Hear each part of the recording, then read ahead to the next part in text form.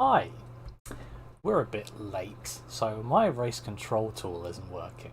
It's always good and planned and well run here.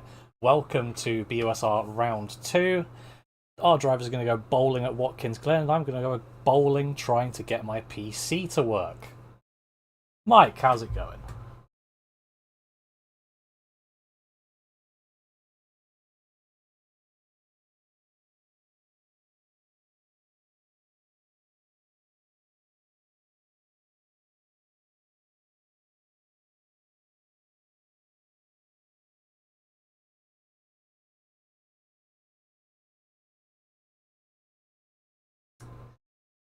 Yeah.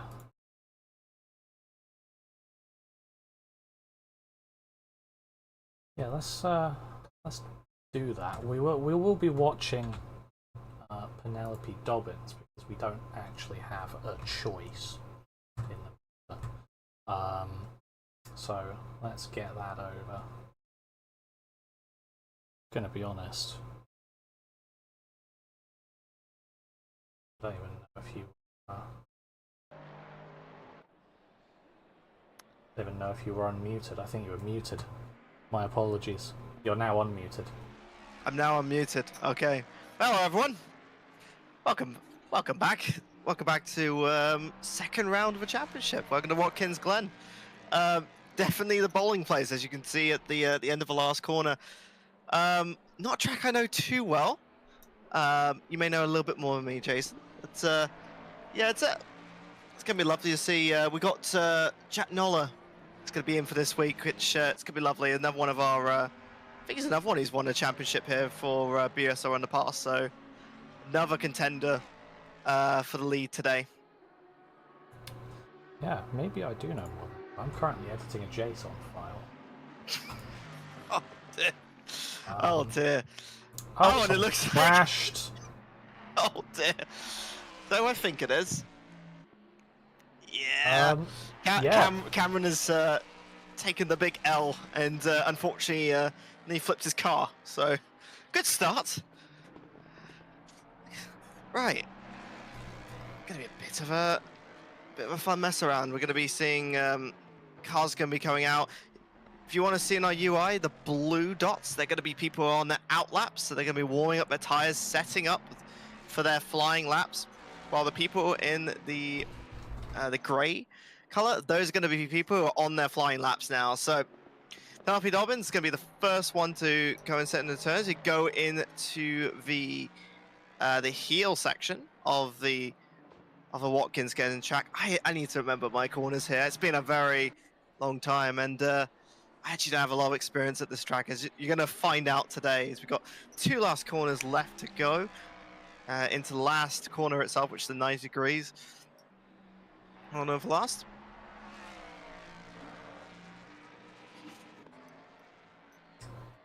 What if things just worked? Yeah, it's a 146-1 for Penelope Dobbins. Penelope's sort of a specialist in, how can I say, not the most competitive cars in the world, and that sort of run of form allowed them to get 8th place in last week's race at the mountain of Mount Panorama. We've got a little bit over the Pacific Pond from Australia over to the state of New York for Watkins Glen, and we're going to be seeing times come onto the board as McCullough are in second place. Driver from last week getting second place again on the board, as you're going to see times running through here. Noller's going to be getting a 144.4, putting him at the start of the chart.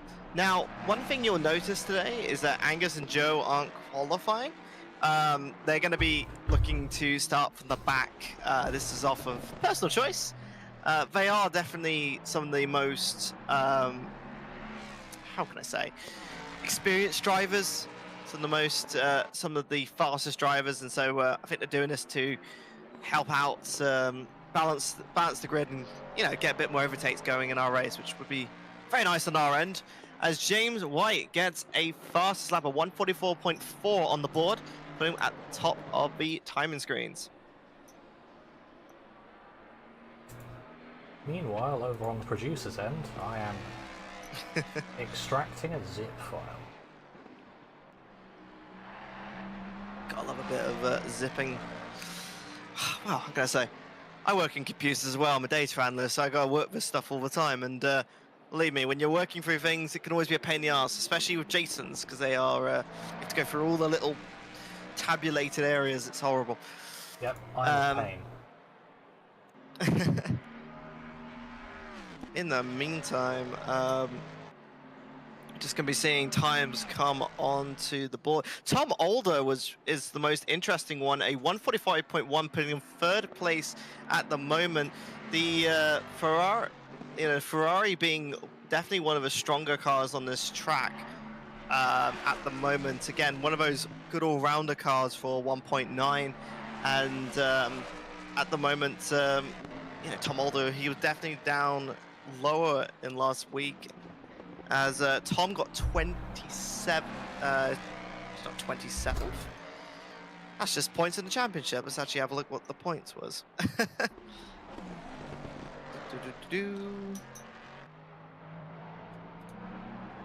And need to find things otherwise.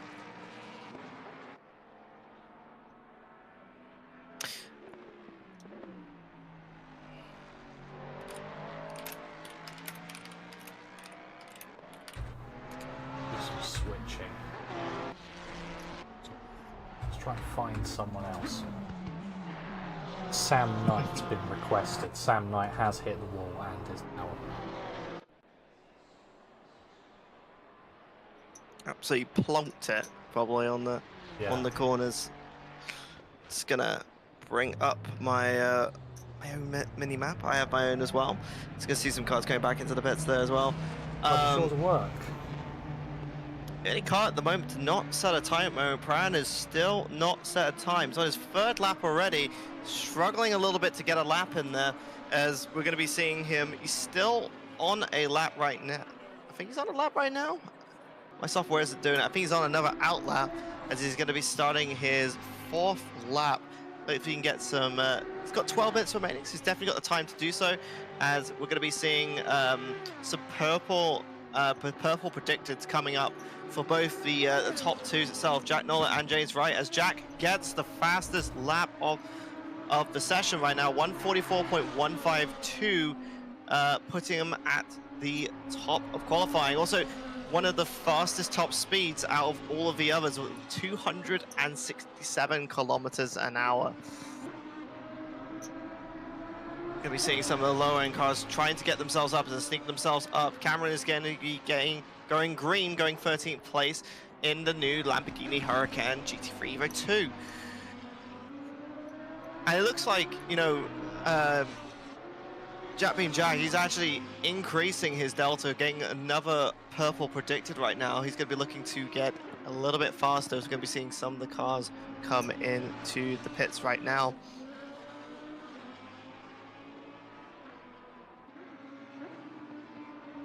Let's talk a little bit about Sam Knight, shouldn't we? He's the one who's on the board right now. Sam Knight is right now the lowest of the setting cars at the moment, in 17th place in that nice Evo 2 Lamborghini, as he will be coming around to set his first lap.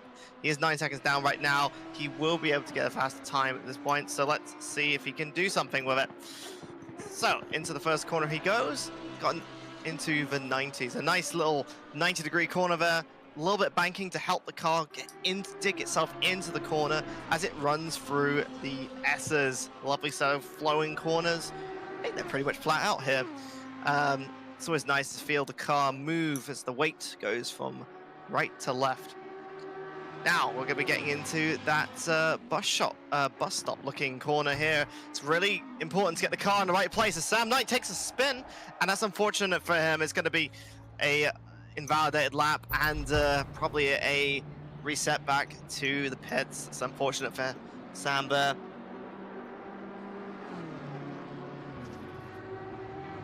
It's good to see Daniel gets number 69 Ferrari finally gets some time on the board.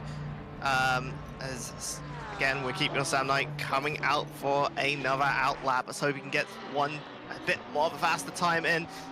There's 4 seconds between 16 and 17. There is more time. We just got to hook it all together. And that's something the drivers have been saying today. Like, Watkins Glen is a very difficult track to hook it up.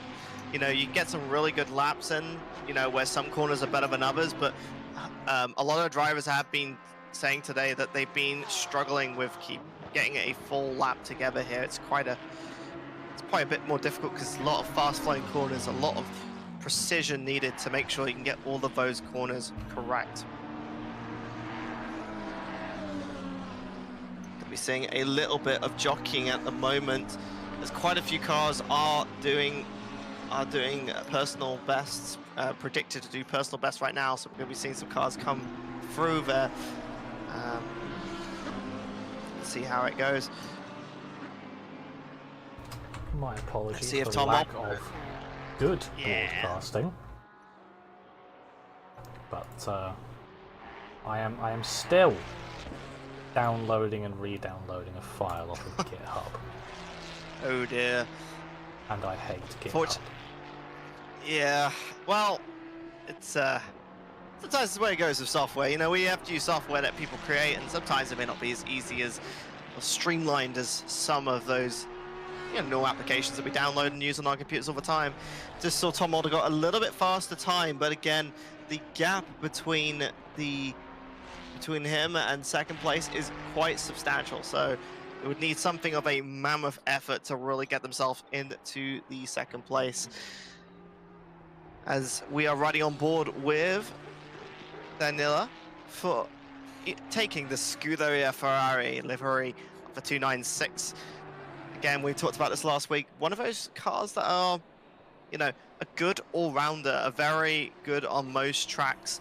And it's really showing here as the Ferraris are taking up a lot of the top spots on the leaderboard, followed by those Porsches. Jack Nola, he's definitely one of those skilled drivers. You know, I think he was a previous winner actually here in the BUSR. It's good to see him back, as he's probably going to be one of the top contenders for the win today, especially as Angus and Joe are going to be those sort of people who chose to go to the back of the grid for a bit of fun and a bit of overtaking, you know, to put a little extra challenge into their step. So it's kind of them for us, because it gives us a little bit to watch, but also means that Jack's going to probably potentially have a little bit of an easier time if no one starts turning Watkins Glen into your personal bowling alley that you might go on a Friday evening, as we're going to be seeing they turn back to the pits and go out again in a new, a little bit cleaner car and some fresh tires. Bang. There we go.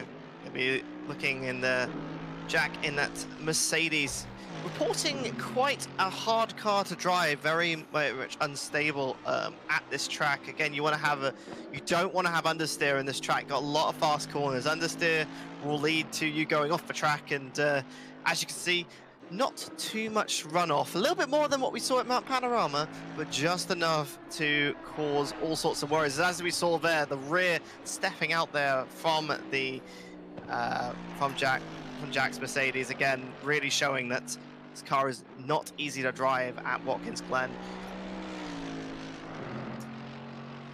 As he goes past, it's one of those few tracks that has the start-finish straight at the same place. We were actually having a conversation a few days ago about that, but anyway, he's going to be keeping himself here at the top of the timing screen. Thank you everyone for bearing with me. Still not fixed, but I'm just going to restart my entire game between quali and the race and hope it works. Oh well. Technicals issues are always going to be a bit of fun, but just the way it goes. As you can see, the car riding through that bus stop there, section of corners, definitely keeps stable enough. Again, this car does have a tendency to get it through out a little bit in this area of corners. Anyway, as at the moment, he's predicted to go even faster again. Would you be surprised? We're seeing a car come off there in the white 296. Yeah, just going off to let Jack through.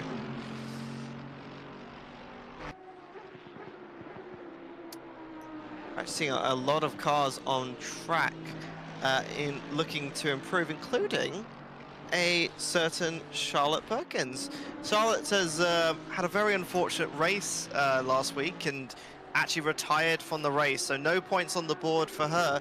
But this is a second race, this is an entirely new race, so it's a new chance for them to finally get some first points on the board in the summer as they're looking to improve going into the last couple of corners for them.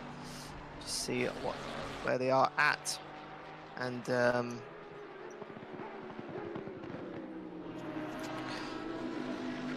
I think it's interesting is Jonah is only in 6th place at the moment. Again, a 3rd place qualifier from last week in that Porsche 992. Just looking to get some improvement on the board as it's got a bit faster, it looks like.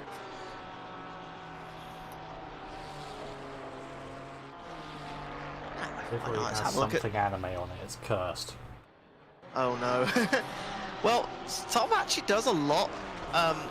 Thing that I learned about Tom was that he actually does his own art. So if you're paying attention to Spring, the art that was on that car was actually done by himself, and I would not be surprised if he's done it again with this livery here. So, you know, I always love it when drivers really like to show their artistic sort of vision. Because it gives us something interesting to look at and something to talk about, and Tom likes to bring a little bit of our artistry into his cars that he brings, and it's always happy. It's another one. Jonah's another one as well. He also loves doing that as well. Yeah, Tom is going to be looking to get round to start his blind lap for their 4th place at the moment. Quite a bit of a gap between them and Charlotte, so we'll see if they can improve on that there, as we're going to be seeing trying to come through. Let's look how this goes, shall we? Have you seen the number plate on Tom Alder's car?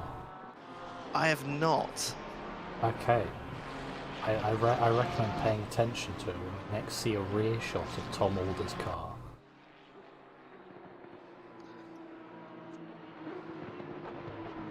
Quite funny. Do you know what you could always do? You could always press the F7 and we could actually ride just behind it so we can see what it looks like. No, that'll be unrealistic. Oh dear. Definitely not professional. What, it's a 5-digit number that you might put into a calculator at school when you're bored. Oh no! Oh no! Oh no, he's just stopped as well, just to really show it off as they're going to be parking up and returning to the pits. Oh dear, Tom. Well, even stuff from that's definitely brought me back quite a few years ago. Except since then I've moved on to a graphical calculator, so it's just bigger. But you still do that. It's got actual letters on it rather than just numbers, because I had one you could play Pokemon on. Oh god, I wish I could find one, but I actually lost my. I never actually got the link. What do you call it? The link cable. So I could never go and just install my own stuff on it. But well, sucks to be you, because I was playing Pokemon in maths. Oh dear. Then again, mine was given out because a university was throwing out some of their stuff, and one of it was an old graphical calculator. I was like, I'm taking that because I could find a use for it. Statistician me is like, calculator. Lucky you. Anyway. I paid 100 quid. Oh dear. Well, we're going to be looking on board with Cameron here. He's struggling a little bit earlier in the session, as we saw with the very violent-looking crash coming through the heel section of the Watkins Glen circuit. It's going to be a few corners left to go. 3.5 seconds behind. There's definitely some time to be made, as they are looking at the moment to try and improve, but they got to just keep it nice and clean as qualifying is over now. So drivers are going to be going through the last of their corners now for their last lap as Cameron gets his last time on the board. Is it going to be an improvement? No, it isn't. It's going to be stuck in 14th for now. No improvement in terms of position. As we're going to see the last few cars going through on their laps. Then Danila is coming through with 2 more corners to go. You know, really definitely being a bit more of a struggle in the session, but can they improve their time and get themselves a little bit of position? No, they cannot. Oh my goodness, that front end is going to be written a bit more as, I think we're having a bit more than front end issues as we're going to be seeing Ed come through the last couple of corners in the BMW GT3. Last corner there, keeping it nice and wide to get that speed on the last corner. Will he improve his position? No, he does not. As Jack is going to be cementing there. No improvement on the time there, but very respectable 43.8. Considering they haven't practiced at all and just went into this, is definitely impressive, as it looks like the last car is going to be going through the pit lane to end their lap. LP is going to be finishing their last lap. A little bit touched on the last corner. That's not going to be helping their time whatsoever. But does end in a 7th place. Well done for them. As Jack is going to be coming through the end nice and slow over the end to finish qualifying, and that's a 2nd place for them. Well done to them. And let's go back to Cams, because I noticed Ed was being unsavoury in the chat before the race. Oh no. Someone being a naughty boy. Yes. Oh dear. And now it's time for me to rejoin the server to see if my tool is going to work. Yeah. Well, that was definitely something. I think oh, come on. Even my software is playing up. Gotta love software. Gotta love software that's made by people. It can do all sorts of things. Some things good, some things bad, but, you know, in the end... Oh! Oh! Oh! Is it working? I'm in. We're in. That's fantastic. I'm just going to bring the live chat there. Let's just pop it out. And pause that for now. Can I technically pop it out and... Oh, I can? Right, we're all sorting out our stuff. My stuff is now sorted. Your stuff is now sorted. Yep, we're good to go. There we go. Right. By the way, we didn't actually talk about it. This week is going to be a sprint week, so we're going to be having 2 races. A 30-minute race and a 45-minute race. So 2 sets of starts. So Jason, you're going to be a little bit happier to have 2 sets of starts for a change. And yeah, and also we're going to be the rules, because I actually got it wrong last week. So the rule is there is a minimum pit stop requirement if you take fuel, which is 25 seconds. So if you're going to be changing fuel, you might as well change the tires as well. So minimum time keeps everything a little bit more balanced. It's going to be a lot easier in terms of strategy to work out. Anyway, getting ready on the grid right now as we have Angus and Joe also at the back of the grid as well. So lovely time. Walk down the grid. Do you want to go through it, or do you want me to do it? You can do it, because yeah. Right. Okay, starting up on the left in the Mercedes, Jack Nola, followed by James White in the faster the Ferrari 296. Charlotte Perkins best qualifying in 3rd place, with 4th place being Tom Alder. Connor, our 2nd place winner from last week, going in 5th. Jonan Turner leading up in the 6th, 7th Penelope in that Jaguar GT3, followed by Aidan Chapman in the McLaren 720S. 8th, Owen going to be starting in Aston Martin Vantage in 9th. Josh Perrett and Ish 10th and 11th in those Audi LMS GT3s. Prava coming in that Ferrari 296. Ed in the sole BMW in 13th. 14th for Cam Gold in the Hurricane GT3. And yellow in 15th, Sam Knight in 16th, Alex Smith in last one to qualify in 17th, and then Angus Fender and Joe Scher at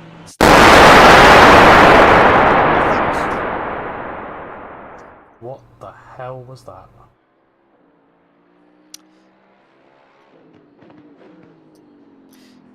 You okay? more technical, or are we having our own fun? It legitimately sounded like an explosion in my headset. Oh dear. I think it was the game? Probably. Time to get flashbanged by your headset. Just think of that flashbang cat meme. Respectfully, that scared the living crap out of me. And it was exactly when I changed to James White. So let's see what happens if I change to Jack Noller. Doesn't sound like anything's blown up. Okay. So James White's car is basically a shotgun for your ears. Fantastic. Yes. He's not in the 21, he's in the C4. We've got a new car number, it includes letters. Fantastic. Well, we're going to be seeing the cars come through the boot-shaped section of the circuit. It's literally called the boot. It's called the toe, because it's literally called the toe, the boot, and the heel. They actually looks very much like a boot. It's right, going to be a nice cloudy day as well on the track. No changes in track condition as well to look at. So track is pretty much as predictable as you can make it, which well, the driver's a bit there. I always like a little bit of unpredictability. But can't ask for everything in this world.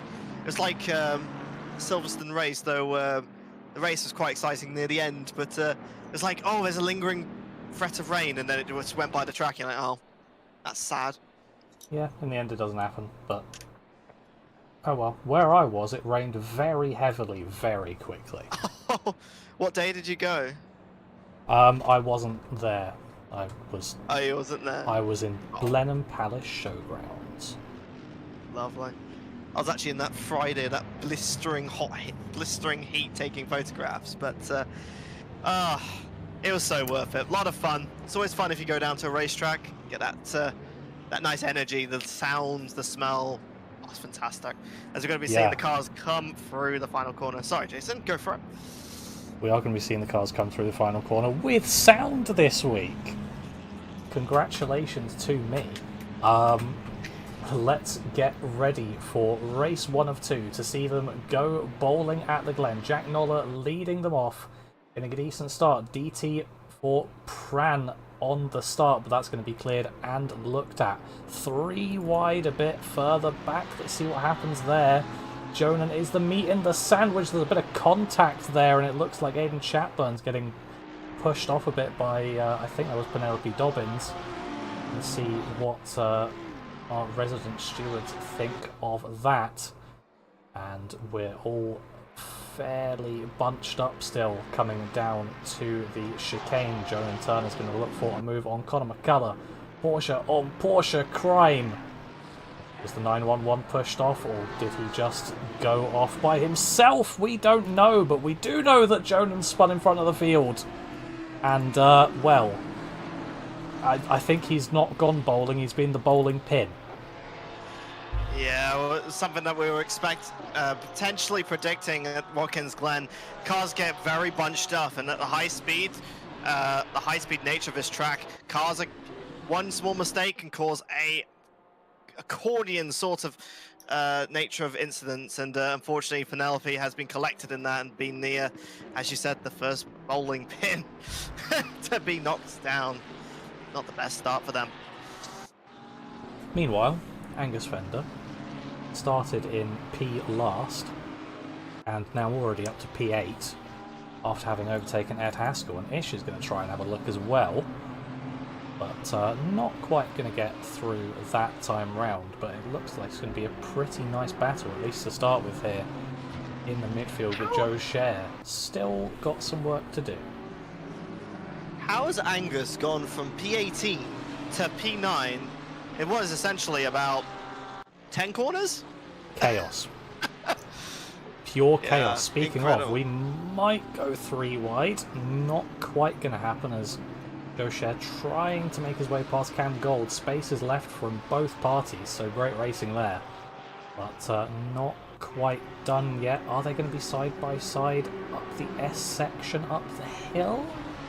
I don't think the Ferrari's got the grunt to stay alongside that Lambo. He's going to have to tuck back into the slipstream now, see if he's going to make a bit of a diving move up at the chicane. Not going to be able to, so let's move up towards the battle between Owen Goldsmith and Ed Haskell. I think Owen trying to get past Ed, or the other way around. Either way, Ed's in front of Owen at this point in time. And now the battle behind them is going on and is feisty, with Cam defending with all his might from Joe Scher. Done quite well to keep him behind for so long, to be fair. I say so long, it's a few corners, but still. Yeah, I mean, the fight has been furious there in the midfield. Lovely to see some midfield action as Cameron is going to be trying to defend from Sam Knight. Looks like he was looking for the angle, but didn't quite have the space there to do so. One thing to notice as well, if you look on the timing screens, Angus has actually gone into the pits and made his mandatory pit stop early in the race. I don't know if this was tactical or was it because of some damage he may have got during a lap. Maybe just something that he's picked up during all of those overtakes. It was absolutely impressive to get to that position, making 9 places up. But it's going to be looking like Josh Parrott's going to be diving into the pit. Another person taking an early pit stop in this race already. Yep, and we have been told that the drive-through on start for car 123, Pran Kalevala, has been reinstated. So that's been looked at and has been decided by the stewards. Yep, that is correct. Drive-through should be there. So he will be serving that, or probably currently is serving that, or is just parked up. Who knows? Yeah, Either and also way, he's in the pits. Yeah, I think that one's going to be a bit of a rough end to this. I mean, he's actually parked up right now, so this may be our first retirement for this first race today. It's very unfortunate from them. One thing to note, Tom Alder getting purple lap time there in the 717 Ferrari. Good job on him getting it's essentially a very fast lap with Jack, someone who's a very seasoned veteran of BUSR and racing on ACC. To get that purple lap time is very impressive from him. Good job for the very start of the race. Yeah, as ooh, hello. Okay, so we have a 774. Jonan has unfortunately taken a bit of a spin there, and it looks like the car is damaged a little bit. I don't know if it's crabbing at all. What happened here? Take a look. Looks like he's going. Okay. Oh! Yikes! That was only a little bit wide on the exit. Yeah, it looks like those looks like that curbing really bounced up that Porsche, unevening the error and suspension load and causing the car to go wide. Well done for Daniel to keep it on the track as well, as we're going to be seeing Penelope having a bit of a spin on the last corner there. What's happened here? Wall, maybe? Wall. Yeah. Ow! Oh no!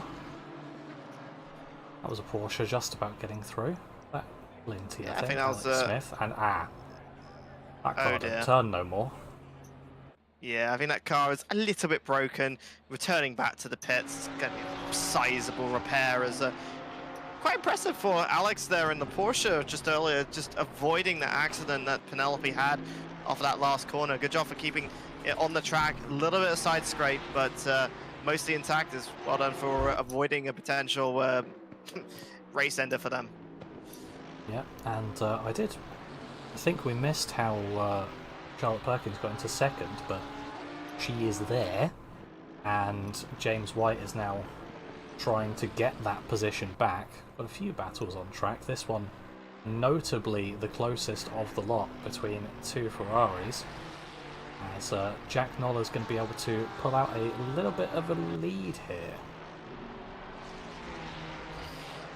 Yeah, looks like they had a little bit of a worse lap last lap. It was a 1:46.1 compared to 1:44.7, so they made some sort of mistake. It's cost them a second. Looks like Charlotte has taken the opportunity there and taken the lead, but they are not too far behind. So it's going to be all based on how well they can keep the car straight, make fastest lap each time, and whether or not the undercut or the overcut is going to be important in this race. We'll find out over the due course. We'll keep an eye on it for you guys here. Battle of the century going on for 7th place. Joe Scher and the almighty Ed Haskell. Oh boy. Lovely defending from Ed. Yeah. Huh. Apparently Pran got killed by Alex, unfortunately, and is why they are not continuing for this race. It's unfortunate, and probably have a look at some point later in the evening to see what actually happened, but it's unfortunate news for them.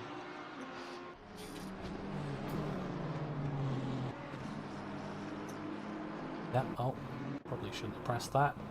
Oh well. We'll be back in a minute. My apologies. I'll press the find replay time button to try and be able to get replays. Uh-oh. So, hang on. Right. Temporarily back to here. Yes. Welcome to Radio BUSR, everyone, as we're going to be talking about things that are going on track that you can't see, but we'll have some imaginations in ourselves. Let's have a look on the timing screens themselves. I need to force close my game now. Well, if you guys have been tracking in the race, Aiden Hapburn in that McLaren 720S was currently in 6th position, now going in for their mandatory pit stop. It's going to be a few seconds on the board. Everyone doing around about a 30-second pit stop, so people are taking tires. So early bird going into the pits, we'll be keeping an eye on them. Whether or not the undercut is going to be the strategy or the overcut, honestly, getting your stop done earlier for track position is probably going to be the name of the game here. But it's going to be interesting to see when they're going to be stopping. 20 minutes left on the clock as Angus Fender is setting the purple, setting the timing screens alight. Purple already last lap at a 1:43.5, not too far off of our fastest times from qualifying. So we're going to be seeing some drivers are going to be making some improvements for now, but yeah, we're going to be seeing how strategy is going to play a difference. It is a sprint race, so there is going to be there's going to be not much strategy difference between the drivers, as there's not many laps in this race, but it will be enough that warming up tires specifically with GT3 cars are going to be important, as the leader, Jack Noller, has gone into the pits. They've taken that pit stop, 19 minutes 20 in the race. They are going to be stopping now for their mandatory pit stop, which means Charlotte Perkins will be leading the race right now. And we're back, and we have an FPS counter. we're not on the right thing. There we go. There we are. There we go. That's what we wanted. As Joe Scher, 6th place, where have you come from, is setting a purple lap time. 6th place at the moment. 5th place to you. Yeah. Oh, 5th place. See how fast what's on my screen right now. By the way, between lap 5 and lap 6, he made up 4 positions in one go. So Joe is on a rocket ahead, as you can see it side. Yeah, no, the rocket driver himself. Owen is going to be. Oh no! He's found that there's barriers behind those barriers. Oh dear. Are we going to get a potential replay on that one, or are we unfortunately still having some technical issues? Let's try it. Right, well, I pressed minus 15 seconds. That wasn't quite correct, but oh well. Oh well, we know the front of the car backfire. is a little bit busted, so unfortunately Owen taking the escape road and damaged his car a little bit too much. There we go. Oh no. Here we go. Oh no, it was an overtake with Ed. Let's see what happens. Ed does move over a bit, I think. Ooh. Tries to get it slowed down and then just bonk. That was definitely an interesting stop. I don't know if Ed moved over a little bit there to defend the position, squeeze them a bit, because they unfortunately ran out of road as unfortunately been sent back to the pit lane. That's an unfortunate end to their race chances there of getting points. Top 15 positions, everyone, is going to be points positions. So if you're lower down in those 16th and below, you want to be trying to get those points, which will be accumulated. There's not many rounds in this championship. So it's going to be really important for them, as Danielle's going to be trying to fend themselves off. Let's have a look, shall we? A bit more front of queue, as these two very much familiar with each other from spring in the GT4s. We're going to be seeing them fight again in some a bit faster cars in the GT3 as Angus is scraping the last corner there. It's not going to be helping his aero 2 bits. Yeah, this is a battle for the effective lead of the race, and that just shows you how well the undercut worked for Angus, just simply because he got clean air. Got clean air, so he was able to lap faster than literally everyone else. Apparently, without getting the fastest lap of the race, that's still with Joe Share. But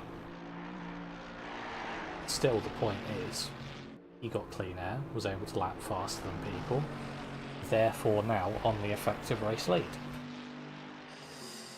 Yeah, Angus is going to be feisty as he's going to be trying to take on familiar opponent for him, as both of them are going to be respecting him pretty well. This track is not the easiest to overtake in places. There's a lot of high-speed corners. There is going to be a level of dirty air at play. So we're going to be seeing them drive really close together. One thing to note that looked in the practice session, this Mercedes has slightly better early speed. Oh my goodness, Angus is going in for the lunge, but Jack comes in with the cutback, keeping the position and keeping him behind. But Angus is going to be keeping that fight right on him as they're going to be looking into these last few corners of this lap. My goodness, I think we're going to be seeing a fun fight here. Do you reckon he was meant to do that dive, or do you think he just thought Jack braked it a little bit early for him? Well, honestly, I don't really know. It looked very clean to me, but both drivers really giving each other respect here, and Jack keeping the defensive maneuvers on. It's lovely to see coming on here as Cam Gold and Daniela have finally gone into their pits. But yes, this is going to be the effective lead of the race. These are the two fastest drivers. I wouldn't want to discount Joe, as he's also doing a relatively good job, though he hasn't pitted yet. So let's see where that'll put him at.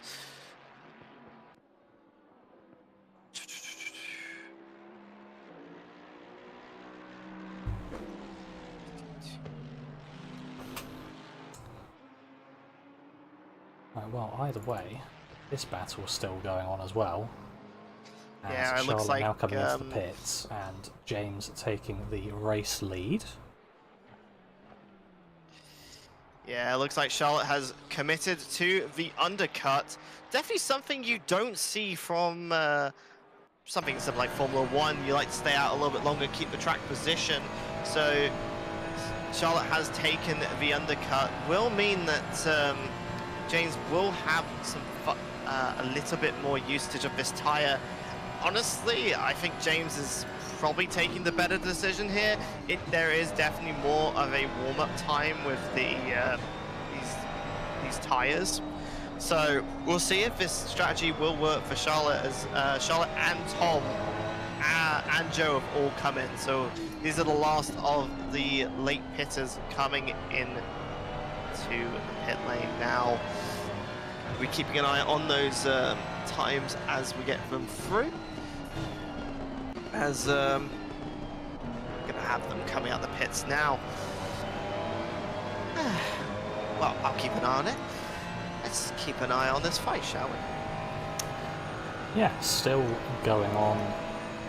Not quite as strong as it was earlier. Angus has dropped back a little bit, but I'm sure he can get back onto the back of Jack Noller. Not that Noller's a slow driver or anything, but Angus is probably a bit more practiced in ACC at this moment in time. It's got a few more battles going on around the circuit as well. Particularly Aiden Chatburn approaching the Ed.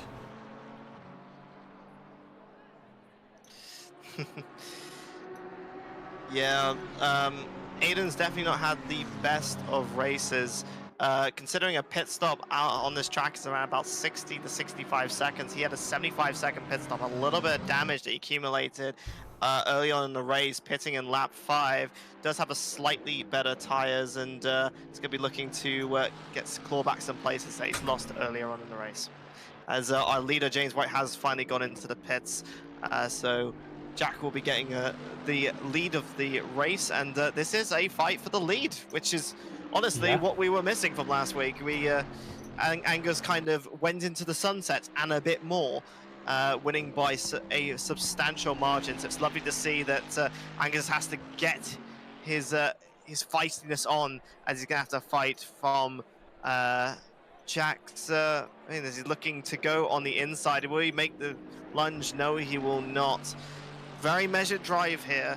Will he find a gap to do so, as there's only 11 minutes on the clock left? So he's got the time left to do so. It's just up to him to find a position or a mistake from Jack to get that first place.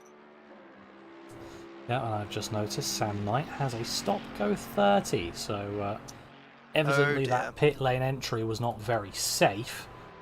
But now we see more Ferrari on Ferrari crime as Tom Alder and James White are battling it out. James White fresh out the pit lane in that green and red number 21. Bit of a wiggle there for Tom Alder. That's going to let Joe Share to his inside in the very purple Rocket Sim Sport car. Joe's going to make that move stick. It's as lethal as always, and in all of that, Angus is not going to be best pleased with me. So let's just go to a replay about 30 seconds back and hope that gets the overtake.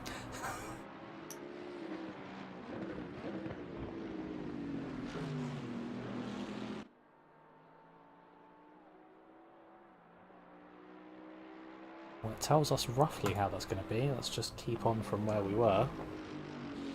Around the outside then there, that's I think that's the heel.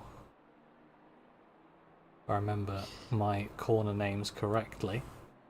That's how the overtake for the lead happened, and let's go back, because these guys are still battling. Joe Share just got past James White, as Tom Alder went a little bit slowly. I think he had a bit of snap. Yeah, I mean, James White going to be on those new tyres. We'll need a little bit of time to warm up to their optimum temperature, so it will be a little bit more difficult for them to drive, but looks like Tom is struggling a little bit, just trying to keep up with this 296 here. Oh, yes, Joe's really punching the air through. I mean, Joe here is he is just behind. I mean, I think he's got a little bit of way to get to Connor, but he is a fast driver. He can get up to that, and honestly, he should be aiming for a podium position here, knowing his speed, knowing what he can do. But he's only got 8 minutes, just over 8.5 minutes on the clock left to go. So we'll see how long they've got left and whether or not he can have the speed to do so. Right, let's have a look at Aiden and see how he's trying to fight and claw back those positions, as I said earlier, going and trying to fight with Ed going into the bus stop here. Also catching Cam in that very colourful Lamborghini livery there. See how these drivers have been doing. I'll just let you talk away as I have a look at the data. Yeah, cheeky look at a group of 3. Don't tend to see this too often with 8 minutes left to go, but they are completely nose to tail here as Ed's going to have a look up the inside of Cam Gold. Not quite going to be able to get there, but can Aidan Chatburn capitalise on the not quite accurate line from Ed, or somehow forgot the word for compromised in all of that. The answer to my question was no, he can't. So they're going to stay as they were. Yeah, like Cameron has unfortunately had a bit of a rough last lap, over nearly half or a second slower than Ed last lap, keep condensing this free battle for 9th place really closely, as Cameron does not get the best of exits. A little bit slow on the exit there. Ed is going to be hunting, as Aiden's going to be swerving around, trying to find some space. As Ed is trying to look for it, hasn't got anything compromised, and oh my goodness, it looks like he's just been maneuvered into the wall. Ed's been murdered. Oh dear. That's Incident very unfortunate. Between car 72 and car 18. Under investigation. Guaranteed.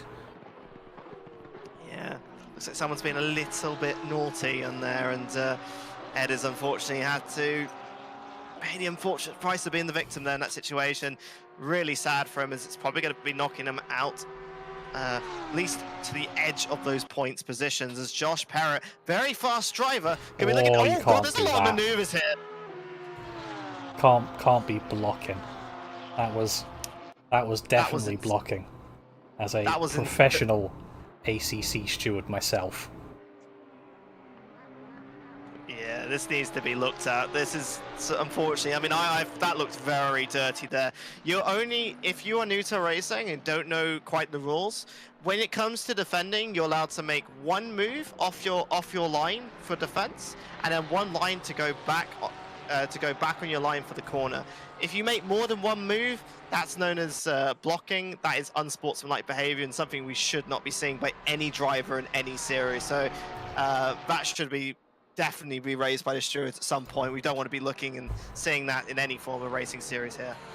Yeah, as Joe Share somehow easily makes an overtake past Conor McCullough. He must have lifted off for some reason. We've only got 5 minutes to go, but either that Porsche has absolutely no grunt in a straight line, or McCullough decided to lift off. But another thing to add to that blocking bit is you also cannot make a move in reaction to the driver behind you. So if they pull out to your left, you can't then immediately move left to block them. And that's, I think, a bit more what we were seeing here, as Josh Parrott is once again on the back of Alex Smith, though they've got Jonan Turner with them as well, multiple laps down. I mean, these are two very fast drivers here. You know, both drivers beating me, actually, in spring. These are very fast drivers indeed, 4th and 3rd from spring season, as they're going to be both bunched up. For goodness sake, find a position to get around this car, as, again, this is some very questionable driving. It looks like it's going to be a little bit more normal. Can he find a spot? No, he cannot.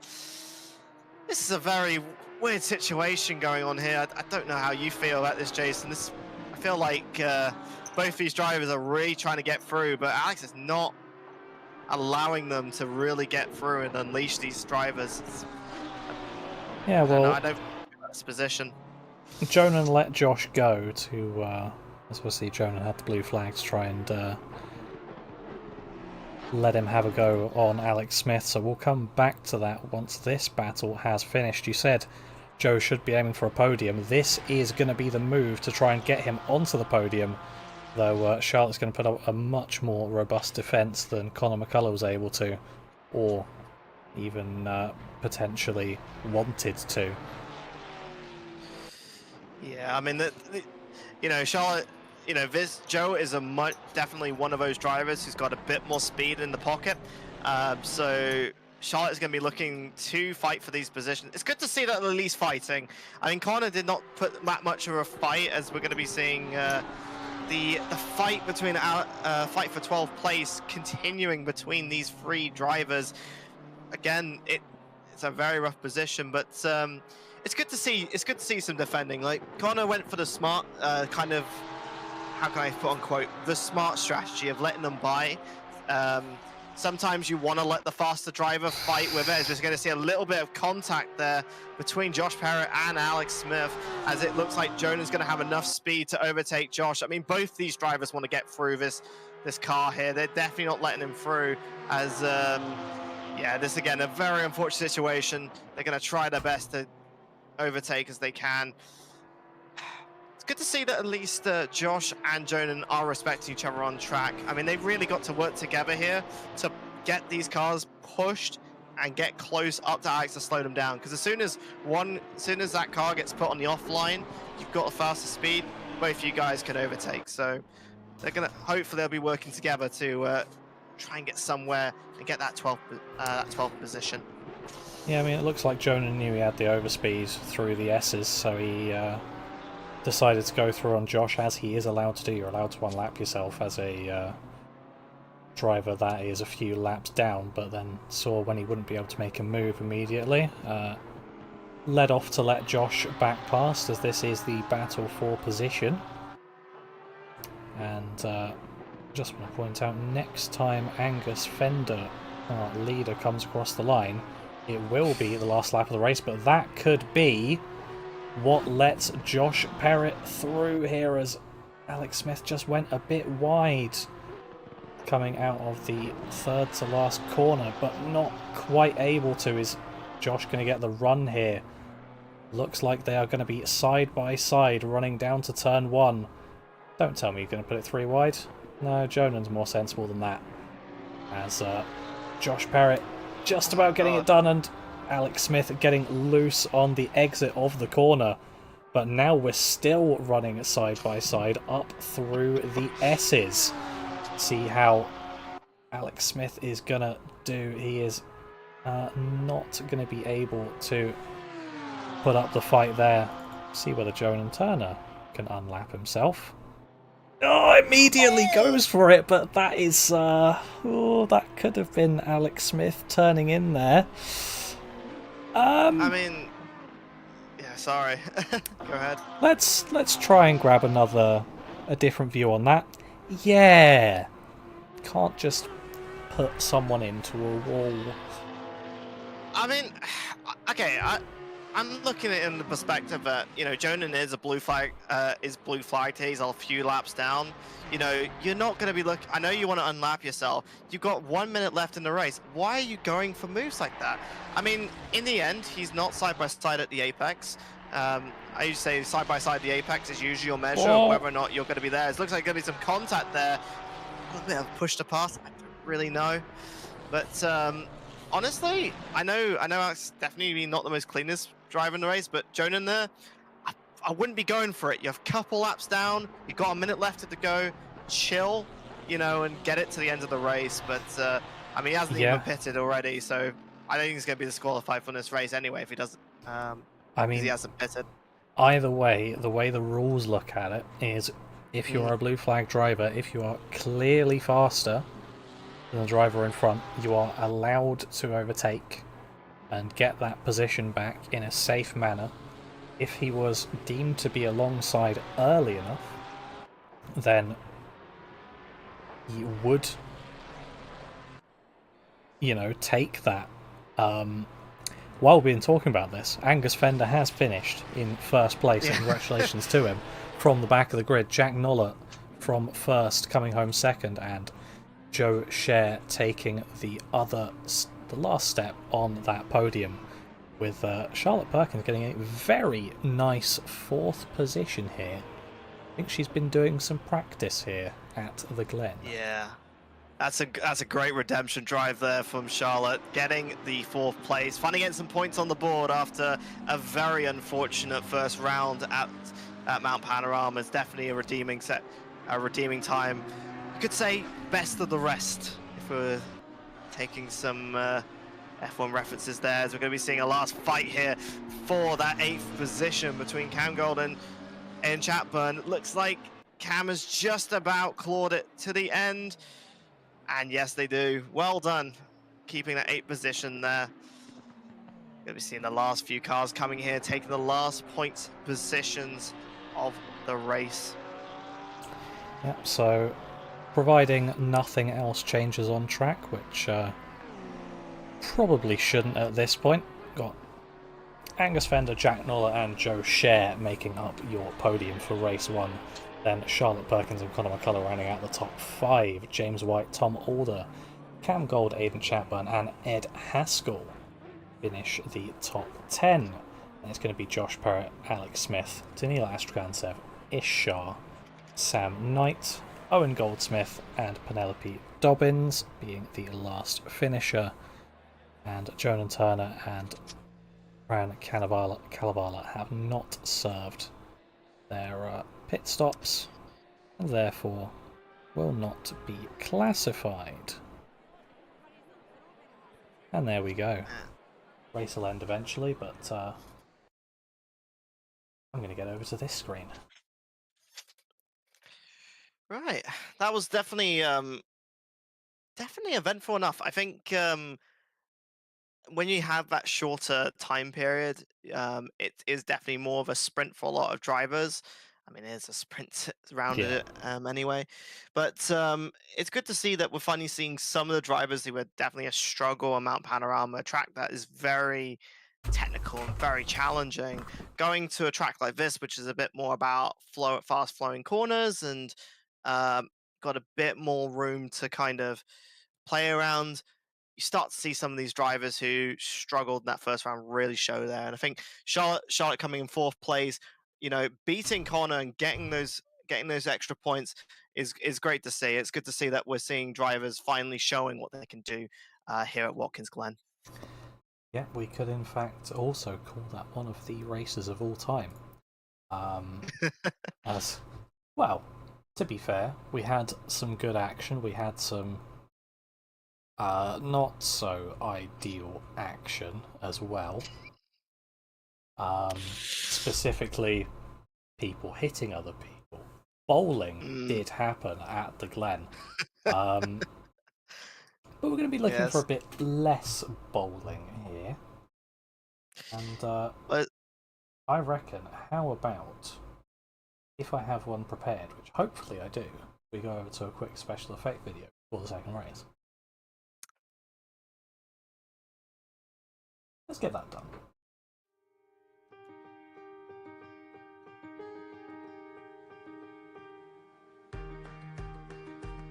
Nobody likes being left out. That's why Special Effect are helping people with physical disabilities to play video games. But this isn't just about having fun. The gaming setups we create are personalised, so people can play to the very best of their abilities.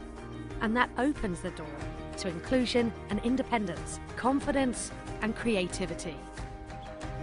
Help us level the playing field and create more magical gaming moments. Because it's everyone's turn to play.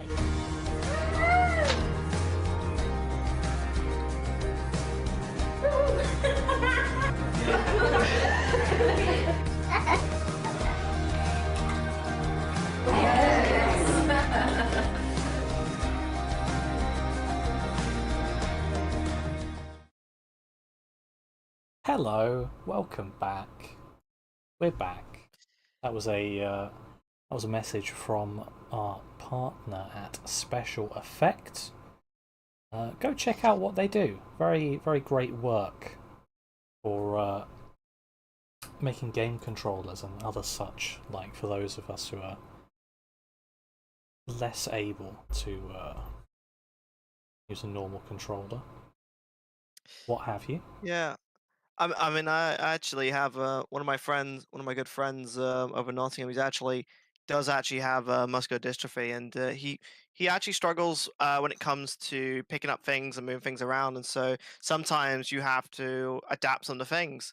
And I actually worked with him on a little project of actually adapting a racing wheel to work with his hands, have the throttle and the brake actually on the wheel. So it's really good that, you know, people are looking into it, and, you know, we're providing the ability for people to play, you know, with all the things up against them, and it's great to see people like Special Effects doing it there. So go support them and go check them out. We'll have the links in our descriptions below. So go and have a look and support them if you can.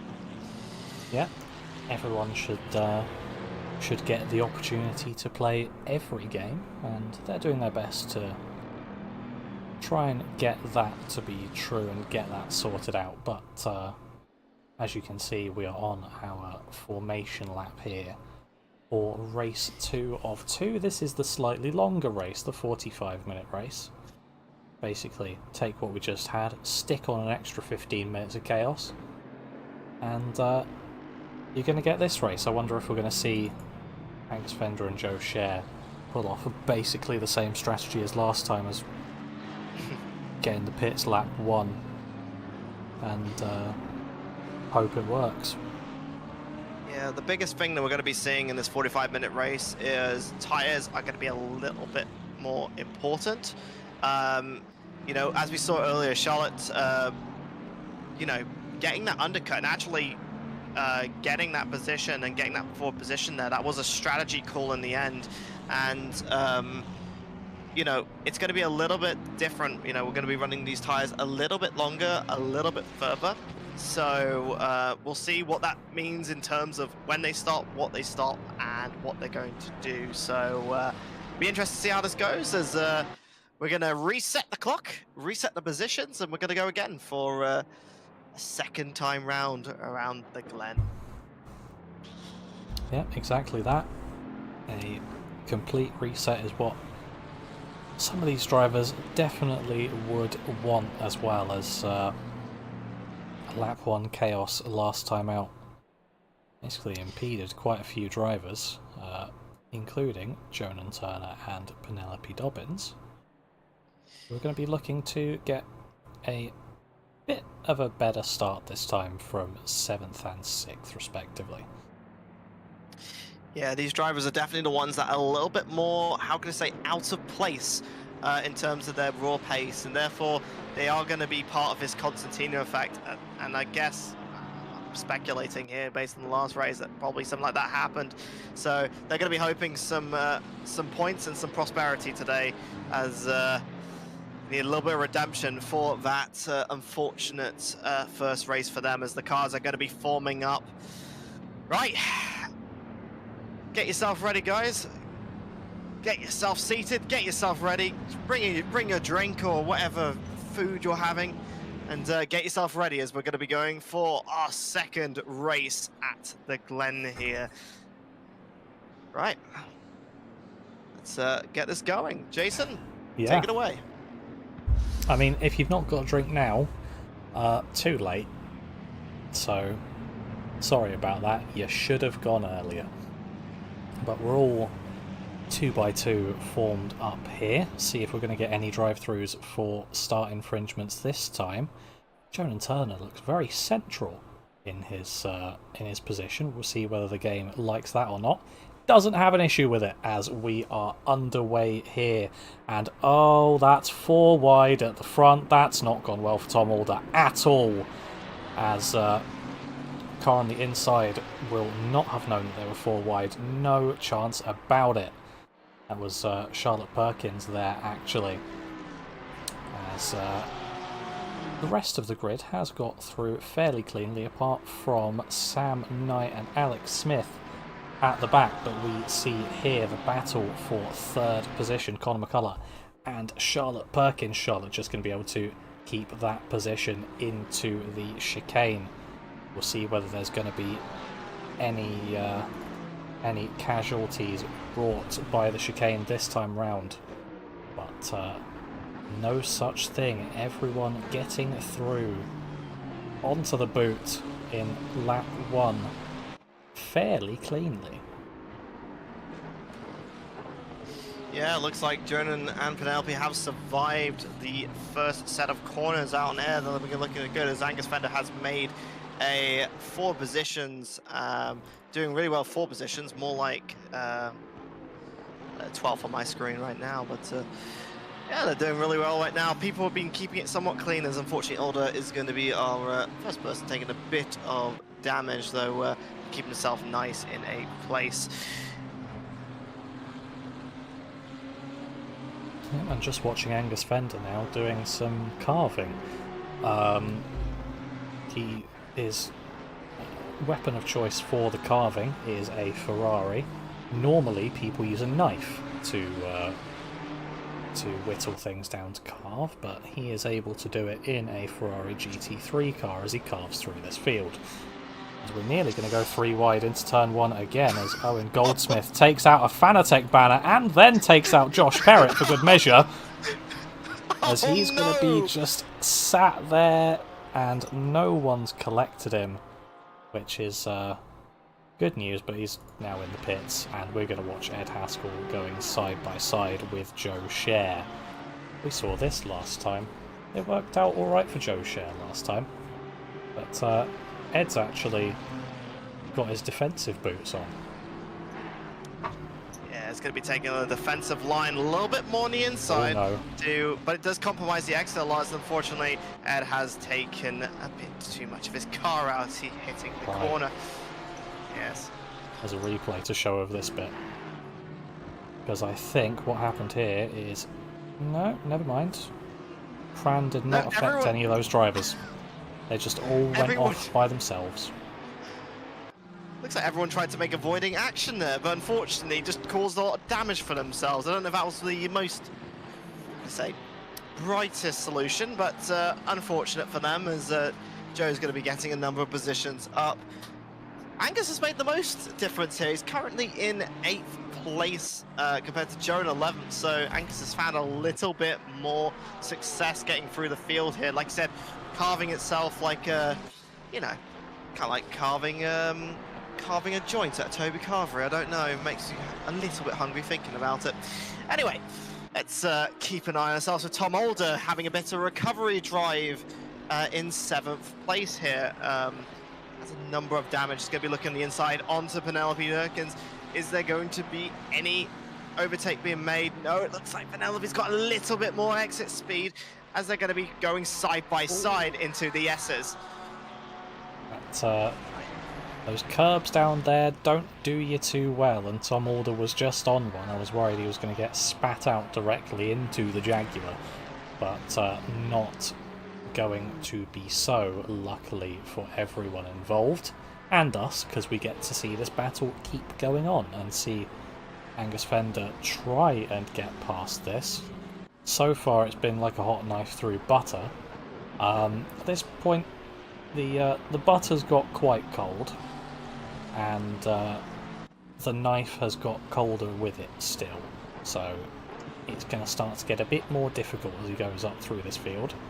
But that doesn't stop him from making a move down the inside of Tom Alder and just getting it immediately done, as we see what a nice transition into a battle between Jonan Turner and Conor McCullough, as Jonan is up to 4th place now. Yeah, as our residential Porsche drivers here looking to fight each other off in the Porsche. It looks like Angus is going to be making his way through at Jaguar GT3. Definitely, I'm going to say, it's going to be a lot easier with those that newer 296 there compared to the very old Jaguar. But Penelope's doing their best to keep that car in, well, relatively in control and relatively in a good position. As again, we're going to be looking a little bit further down the field, as Alex Smith is going to be fighting himself off against Danila in the 296. We'll be looking for a position gain here. I don't know, but there will be some feisty people behind, as Pran is also going to be looking a little bit behind as well. But spaced out here at the moment. See how it goes later on in the race. Yep, seems whenever I move off of a battle, it gets quite good, so we'll now be coming back to this one, with Tom Alder trying to make a way past Penelope Dobbins in the very old bopped Jaguar, and so I said whenever I leave a battle it gets good. Oh no. I've done it again. done it again. Oh my goodness, We've cars. got some replays to gone. watch. Right, what's happened here? Tom Alder's overcooked it, and it's taken out all 3 of them. That's been censored by a tree. Probably for the better, I think. All 3 drivers, unfortunately, getting taken out there. And then let's have a look at this one. See if this is going to tell a story. I fear that it may. Oh no. Oh no. And bonk. Oh dear, that's quite the heavy hit. I think Alex wanted to put a bit of a rocket behind him. Who cares about brakes and kills? Yeah, meanwhile, oh, chaos. No. Oh dear. And Angus Sam... has got to fight another few more cars. Yeah, Sam Knight getting out of the way after having served his pit stop, therefore being blue flagged, but serving a pit stop early could be quite a good thing to be fighting the guys around you, considering the guys around him have just crashed. Which is quite nice for him, he's been able to avoid that. Jonan Turner trying to hold on against Angus Fender. That's not gone well. Jonah's definitely not... he's not getting a break this season, isn't he? He's had a really hard first round at Mount Panorama, and it's just happened again. It's not been his season this time round, and it's going to be another setback as he's going to be tucking himself behind Ed. Ed in 9th place. Oh, 8th place, sorry. Oh no. Charlotte, no. Oh no. Ah. Oh, it's cooked it. Oh. Right. Well, the Tokyo Drift ended in an upstate New York crash. Honestly, if they didn't brake, I think they could have got away with that, but the brakes there just flipped the car and did a tank slapper into the corner, and another one's done it again. This time with Fran in that BUSR Sports 296. Oh no, it looks like the 296 not liking that corner there. Why was Ed on the scene? That's what I want to know. Ed, why were you there? Is Ed becoming the omen of good or bad news? I don't know. It might be interesting, it might be a disaster. We'll have to find out in a minute. Oh. Well, that tells a little bit of a story. Yeah. What's the story in Balamory? I'd like to know this one. Come on. That doesn't answer any questions, that just makes them. Right, let's go back even further. Oh no. Well, Ed's just spun himself off of... Oh my god. So Ed spun himself off of Jonan. Then... came back onto the track like a Beyblade and let it rip directly into Pran. Oh no. Oh. Well, it's definitely an interesting second race. It's this is what happens when you have a longer race, just a little bit longer. People just start getting a little bit more cooked. I will say the track temperatures have changed a little bit. It's actually 1 degree cooler on the track.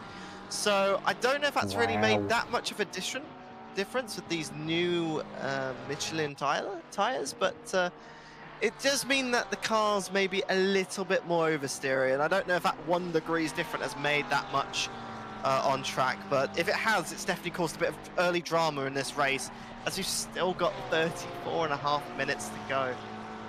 Are you sure we're running Michelin tyres? Are we running Michelin? No. No? No. We're still running Pirellis? I don't know, we're running a new tyre for this season. Still Pirellis. It's just updated. Pirelli is on every car. Yeah. Every livery has Pirelli on it. Well, you are right in that one. I think, God, I must have been... I was definitely told at some point, it was like, oh, these tyres are new. I was like, okay. It's like, must have been mentioned, being talked about, but you probably are right in saying that. There's definitely Pirellis everywhere on every car, even on the sideboard. So, you know, in the end, we got a new tyre. Yeah. That's the point. We got a new tyre. It does something. People like them. People hate them. Honestly, 1.9 is definitely one of those patches where things have definitely changed quite a bit, and yeah, it's meant drivers have had to adapt for this, and first time for quite a few of these on Watkins Glen with these new tyres, new patch. As Joe Scherer is got the fastest lap of the race now, 1:43.5, as Charlotte's going to be looking to recover after that spin there at the toe corner on the track. To fight Owen in that Aston Martin. Ooh. As was a little bit of contact there, more caused on their own fault, but got through in the end there as they get a nice sixth position as they're recovering their drive there. Optionally, that corner could be the hand of the praying man. Oh God! Looks like a praying man praying to the right. So we've got what would this currently be?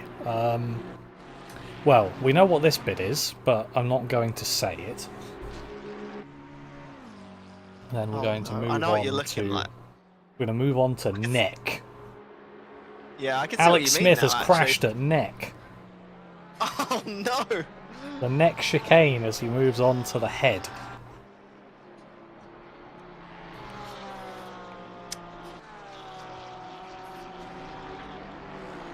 We'll switch back to Charlotte Perkins. What would this bit be? The inner elbow. We're going to go for the anatomy of the person. What's the name for the inside bit of your elbow? And the bit that gets the crease and folds up. It's not like it's not a cartilage or something. That's on your foot. That's on your your leg, isn't it? I don't know, but now we're going to go through weenus. Femur? Maybe. Weenus with a W. We need to ask our resident anatomy expert for that one. We do actually have someone who does a bit of anatomy stuff. So that's the armpit. After the race. We now go through through the groin and into the knees to end the lap. It depends whether or not they can get through without getting kneed in the process, as Charlotte's going to be looking to get around this lapped car here of Alex Smith.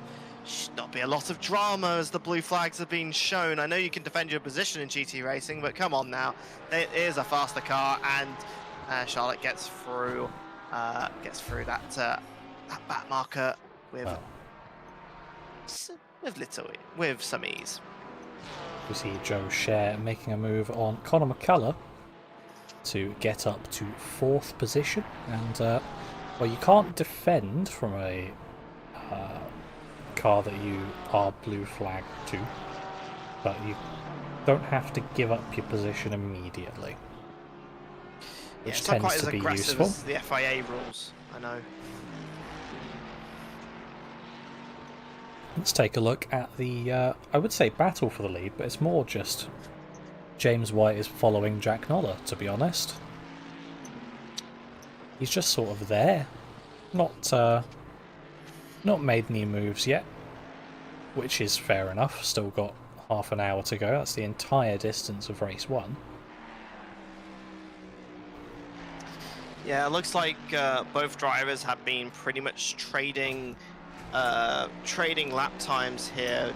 Around about 44.5 being averaged across both drivers here. So they're relatively keeping each other at the same gap, but this is not going to be something that's going to be helpful when you consider that a certain Angus Fender is coming up on the rear side of Noller there. So this is going to be something, not Noller, James, wouldn't it be? Because he's in 3rd position. Yeah. I was thinking like, wait a minute. It's because my view's a little bit blurry, but don't worry about that. Just for perspective. Oh, should have gone Specsaver, shouldn't I? Right. Not Anyway, sponsored. Yeah, we're not sponsored, by the way, guys. Don't worry about it. You got to remember, the just for perspective, Angus is about 1.4 seconds faster a lap. So James is going to be having a rear end of a 296 coming up very, very soon. So keep your eyes out in the next few minutes. You can have the rear end of a 296. Is Angus doing this while driving in reverse? Oh, yeah, Jesus, that's even more impressive. There's a lot. Anyway, both in yeah. 296s. Come on, we're all having a bit of a time. It's second race already. In 3 laps' time, this 2-way battle is going to become a 3-way battle. So let's move a little bit, see where we can go. Is Sam Knight going to be able to make up time on Alex Smith and be able to get up to the back of him to potentially go for an overtake? We'll find out. As someone believes the inner elbow is called the cubital fossa. Thank you. Cool. Wow. Anyway. It's also good to see people talking in chat. We love to see it. Please keep talking. It's good to see some people watching at home. I hope you guys are enjoying it as we're in 27 minutes left of this second race. One thing to note, Sam Knight is on 3-lap older tyres. There won't be too much as these tyres can last for over an hour. So it won't mean too much, but it means that Sam's got a bit, will probably be on a little bit more of a clock to get overtake Alex here, as he will be using his tyres a little bit more in that slightly more dirty air. Don't know if it's going to mean too much at that distance right now, but will be important later on in the race. I mean, I think Alex Smith is just driving a bit faster than Sam Knight anyway, so it's probably not even going to make a difference, but we'll find out. We'll just go back to this, since we know that this battle is going to imminently happen within 2 laps, as this group has got past Penelope Dobbins, and I assume Angus Fender will be doing the same at some point. Yeah, you were right, actually. Alex is doing nearly a second a lap faster, so yep, you are correct in that one, and he's relatively riding in a nice, safe 14th position. Well, let's have a watch, shall we? It's Dobbins in front here, as Angus is going to be looking to fight a position more, maybe not, as he dives into the pits. He's going to be taking that somewhat of an undercut and diving into the pits for it's going to be our 11th lap of the race. As is Joe Scher, as is Connor McCullough. Will Charlotte Perkins follow suit? No. Cool. Well, we saw last race Charlotte going with the undercut to get that 4th position, looking to do a bit more of an overcut here compared to the other drivers. Will that cost them later on in the race? We'll find out, and we'll keep an eye on it as some of our potential leading drivers have gone into the pits. So Angus is being annoyingly strategic with how he's driving, seeing that he was going to come up to a battle and deciding to pit so that he can get clean air. What a tryhard. Why does he have to be so good? Well, I think we should have a look here with Tom Older, trying to put a little bit of pressure on that very colourful Lamborghini of Cam Gold. It's definitely one of those liveries that's iconic for Cam over the years. With his liveries, definitely liking that more color on one side, darker or light on the other, as it looks like Tom Older is going to be pressuring Cameron to try and get this position, as it looks like Jack Noller has going incredibly slowly. Has he had some sort of incident on track? Oh!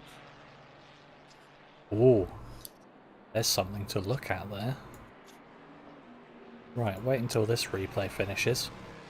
Then we will go and have a hunt. So, Jack Noller into the pits we just saw briefly there. see what happens here. Let's go on board with James White, because presumably maybe a little tap from behind. Just getting on the power a tad earlier than Jack Noller, a tad too early. And yeah, very... we found the sky dimension. There we go. And it looks like both of those leading drivers... Yep. And it looks like both the leading drivers have also found the pits as well, as it looks like they've both gone in, probably for potential damage, as we're going to be seeing Parrott also go into the pits there. So Alder is going to be getting that position there as in that 4th position, as cars are all going to be pitting now. People want to be getting those nice, new, clean tires on as they're going to be looking to drive the rest of this race.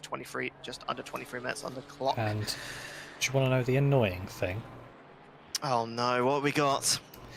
The annoying thing is that Angus Fender has now taken an unchallenged lead because of that potential damage well, definitely time loss and potential damage for the top 2. Angus Fender is now 7 seconds in front of James White, and that's only going to get bigger. So maybe Angus Fender can, I don't know, do a Ferrari strategy, go for a 2-stop or something, make it fun.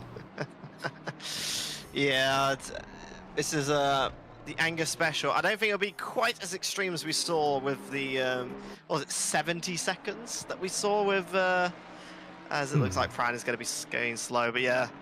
Angus doing his usual, I'm going to dominate the entire race because I'm just fast.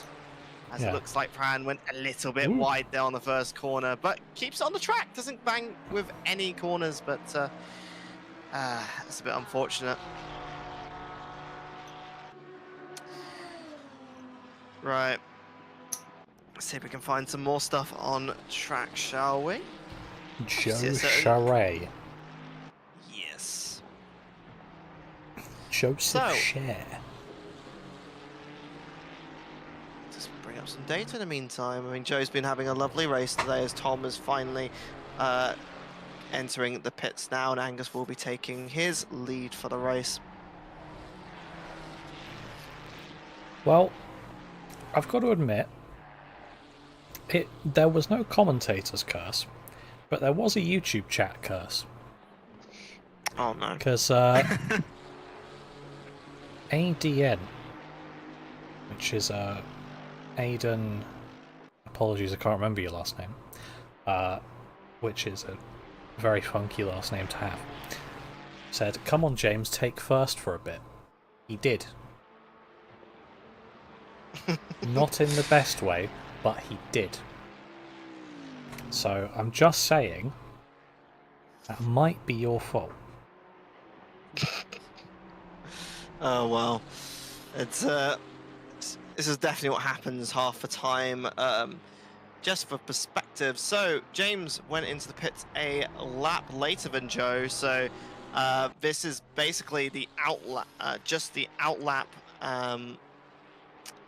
Sorry, just the James White's outlap here. So it means that these drivers are both got pretty much the same tires, probably very similar fuel as well. So it's going to be up to Joe Scher to find a gap for him as he's looking on the inside here, going into the heel section, but backs out a little bit. Didn't quite have the speed needed to get over, but is going to be fighting again as he's going on the outside here. Again, not quite finding the space that's needed. I guess here Joe's going to be looking to find a measured point as he's going to be looking his way outwards, doing the dummy, but trying to force a mistake as James White goes a little bit wide there as they're going into the final corner. So Joe finding his ways to get himself side by side. He's got the slipstream. Does he have a space? He's going side by side into the first corner. Will he get it? He's got a little bit forward. Is he going to get it through? Yes, he will. And that'll be second place for Joe Scher. It's time to see if he can chase down Angus and try and get and challenge that lead. I don't know if he will, but we'll see how it goes. We got 90 minutes left on the clock remaining. Well, Angus's best lap is 0.3 faster than Joe's best lap, so it's going to have to be a pretty mammoth effort, or Angus is going to have to slow down because he's bored. So we'll find out which one it may be, if that is to be the case. I'm also going to try and find an on-track battle somewhere. Where do we think the next action's going to happen? Right, spin the wheel. Here. I always feel a bit upset for Jonan here. Go ahead. Yeah. Got Tom Alder catching Cam Gold, and then presumably Jonan Turner also catching the pair of them as well. So, see what happens with this, see how it develops. And yeah, Jonan hasn't exactly been having a fun race, or even a fun event, because his race 1 wasn't exactly what we'd call optimum. Speaking of not optimum, that's a car that's in the grass. How have you done that? Why are you there, Owen? Oh, it's that curb that's just spit him out. And Pran's just there, sat there as well. It's that curb just spits you out, and then you end up Ross Chastaining it across the wall. And yeah, that's really unfortunate. For one reason or another, James White has a drive-through penalty, which he is now serving. I will presume Watkins Glen track limits. Yeah, I mean, there's definitely some places that you could get track limits, especially in places like the bus stop. It is one of those situations where, yep, if you track a little bit too much, you will get a penalty in place. And James White keeping a nice high position there, unfortunately being punished by a drive-through penalty. But if you take too many track cuts, you're going to get the penalty. So, oh well from them. Yeah, exactly that. And now he's going to have a battle with Ish Shah. Ish managing to keep that position from James White, maybe temporarily, as James White has proved over the course of the 2 races and the qualifying session that he is probably the quicker driver out of both of them. So we'll just keep on this, but that group involving Cam Gold and Tom Alder will be heating up, and actually it's heating up now as Tom Alder has just got past. Let's find out how quickly. It's going to be a bit wide out of the chicane. Yes. That was a very nice move actually from Tom Alder, very opportunistic. It was just a little bit wide out of the chicane, and what's this? Angus Fender. Last lap was a 1:58. Oh no, he must have had some engine trouble that's suddenly gone away. I think he's chosen to make it a little bit more interesting. It's good to see, as it means that we're going to have a little bit more fight between Joe Scher and Angus Fender. Oh, this is going to be a fun fight between teammates. Let's see how these two fare against each other in combat. As we're going to be looking at them outside the... yeah. It's going to be interesting to see if I can actually... if Joe can keep on the bumper of Angus, as Angus is quite a fast driver, so see if Joe can keep it there. He is quite speedy, fair to say. 2 other people who are quite speedy now having a battle. James White trying to get past Ish Shah. Got the inside for the chicane, so that should be done and dusted. Should be, if he weren't over there. What have you done? You can't park there, sir. What are you doing? The taking a bit too much curb in the first part of the chicane. Unsettled your Ferrari. Had a little bonk against the wall. And has now found a fantastic place to watch the race from. Nah, he's just 10 seconds behind the group now. Yeah, I mean, James's race is starting to unravel here, not in the best way possible, as 2 incidents giving him damage is not something you want to be doing, and it's going to be setting him back into his race, as Charlotte is going to be looking to take that opportunity on Ish to get a 5th position. Again, trying to claw... Charlotte's been trying to claw their way back after an earlier incident in this race, so let's see if they can do anything to get some more points out of this 2nd race here at Watkins Glen.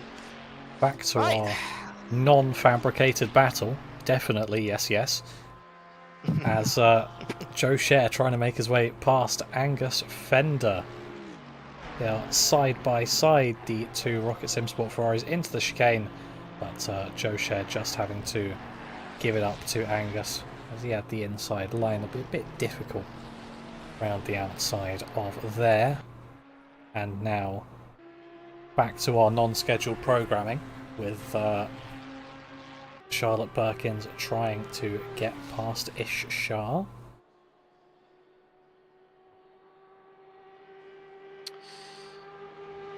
Yeah, I mean, the Charlotte's going to be looking to get themselves some sort of look at it.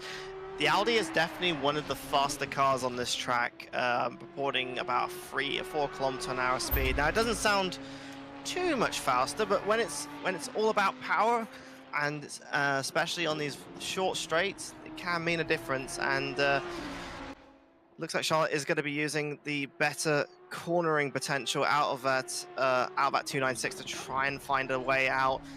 Definitely in the later points of these laps is where this 296 shines, so hopefully we'll see some opportunity there for Charlotte to find some way around this car here.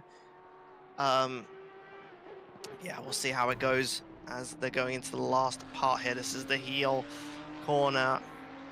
Trying to find something to get a little bit of oversteer, maybe a little bit too greedy on that curve. So, yeah, definitely something Charlotte's going to have to work with, as that car does look a little bit squealy on the inside. Yeah, it doesn't look like the most stable thing. Let's update you on this group as well. Tom Alder, Cam Gold and Jonan Turner, they are attempting to approach Owen Goldsmith, just a second ahead of Tom Alder.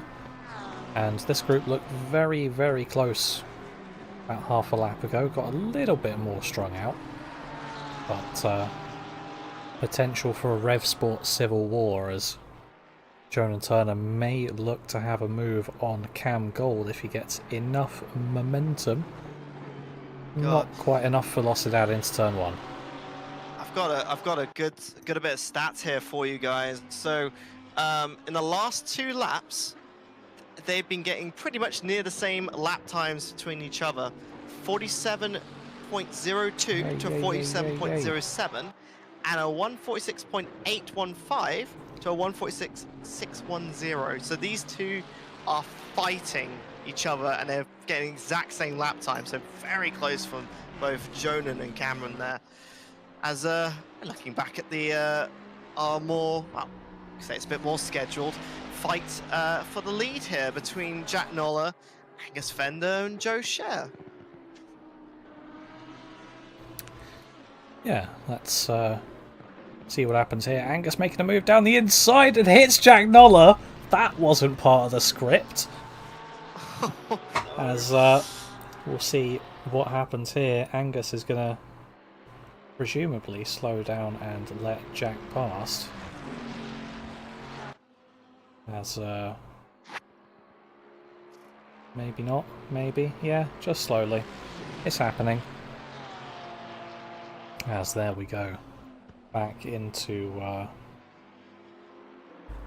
the order, as we've just passed the 10 minutes to go mark. And let's just keep an eye on this. We saw that was a bit wide for Cam Gold, and we saw a track limits DT. In he goes, but down the inside, Jonan Turner will go of Tom Alder. See how that's going to work out for him through turn 1, just about able to get his Porsche completely past the Ferrari and make that move stick. Now he will try and go forth and conquer the Aston of Owen Goldsmith. It's quite interesting. You noticed Owen, I think even though Owen had a little bit of a struggle early in this race, to keep that 9th position is not too bad. He only started learning this track 2 to 3 hours ago, 2 hours before the race started. So considering he's beating people who are very much faster than him, is impressive to see. So he can keep up, he can give himself a good position, and decent amount of points at the end of the race. Proved himself to be quite good in F1, now proving himself to be quite good in ACC. We'll see how his F1 shenanigans go on Saturday, as they're going to have their round 2 going to the lovely track of Qatar. Possibly one of my favourite new F1 tracks to drive, but be nice if we could drive F1 cars around Watkins Glen more, actually, as this is quite a nice track to drive in basically anything, including these GT3 cars that are battling on track right now. Yeah, I mean, it's Watkins Glen's definitely one of those flowy, very much flowy tracks in terms of you're going from one corner to the next, and there's a lot of undulation, difference in height between the corners, which means that you get a lot of. It's very much like a Rainbow Road sort of effect. We only really see that in one other track on this game, which is Zandvoort, but you don't really see it that much because it doesn't have any of the changes that we saw that they made for Formula 1, which is that very nicely banked turn 1 and turn 4, which they added a couple of years ago. So I wish they added that to ACC, but haven't seen any changes, and I don't think they're going to be doing it anytime soon. So unfortunate, but just the way it goes. And yeah, we're going to keep on with this battle here, as these three are going to be keeping each other glued together as they're going for the last couple of corners of this lap here. Definitely. I don't know if Angus is trying to keep it nice and close, or whether or not Jack's actually doing a really good defend. I think it's probably a little bit of both here, as Angus is going to be looking a little look on the inside, but backs out of it straight away, as all of them are going to be looking to find their position for the race. I think they're going to make this a last lap sort of dash to the finish. I don't know. It might make a little bit of drama. That's really good. We want some time. There's a yellow flag on track, and oh dear. What's happened here? Do not park in the middle of the track. He did just park. Oh yeah. Oh wait, what? Excuse me? You can't park there. There's a live track going on right now. Yeah, he's Right. found his parking spot. There's no one about, and it's good walking distance to the mall. I can't There believe you go. that. No one's going to scratch his Porsche. I mean, stopping for a potential issue with your setup and stuff, because we are running simulator sort of equipment, and sometimes they can fail, they can have problems, etc. It can happen, but to stop in the middle of the track, come on guys, it's a bit dangerous. And it can cause an incident, which you don't want to be doing. So yeah, didn't really like that too much, but oh well. Only halts his race, didn't look like it affected anyone else's. Maybe he has a dog and it jumped up onto his lap. That's probably not an ideal way to go around a track.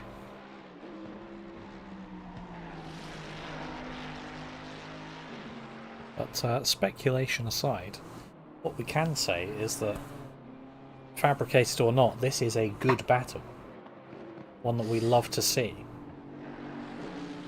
Yeah, I mean, these guys have pretty much stopped all around about the same time, so they all have similar tyre wear, and these guys are going to be looking for a nice couple of laps. It looks like Angus is going to be looking for a little bit of an angle to go in here, as there's going to be an outside look, as certain Nola is going to be defending on the inside, and looks like he backs away again. So Constantinoing as Joe is looking to get some opportunity, but doesn't quite have the speed to get around the outside. This is quite a difficult fight for Angus and Joe, as they're going to be looking to go side by side with each other. This is fantastic.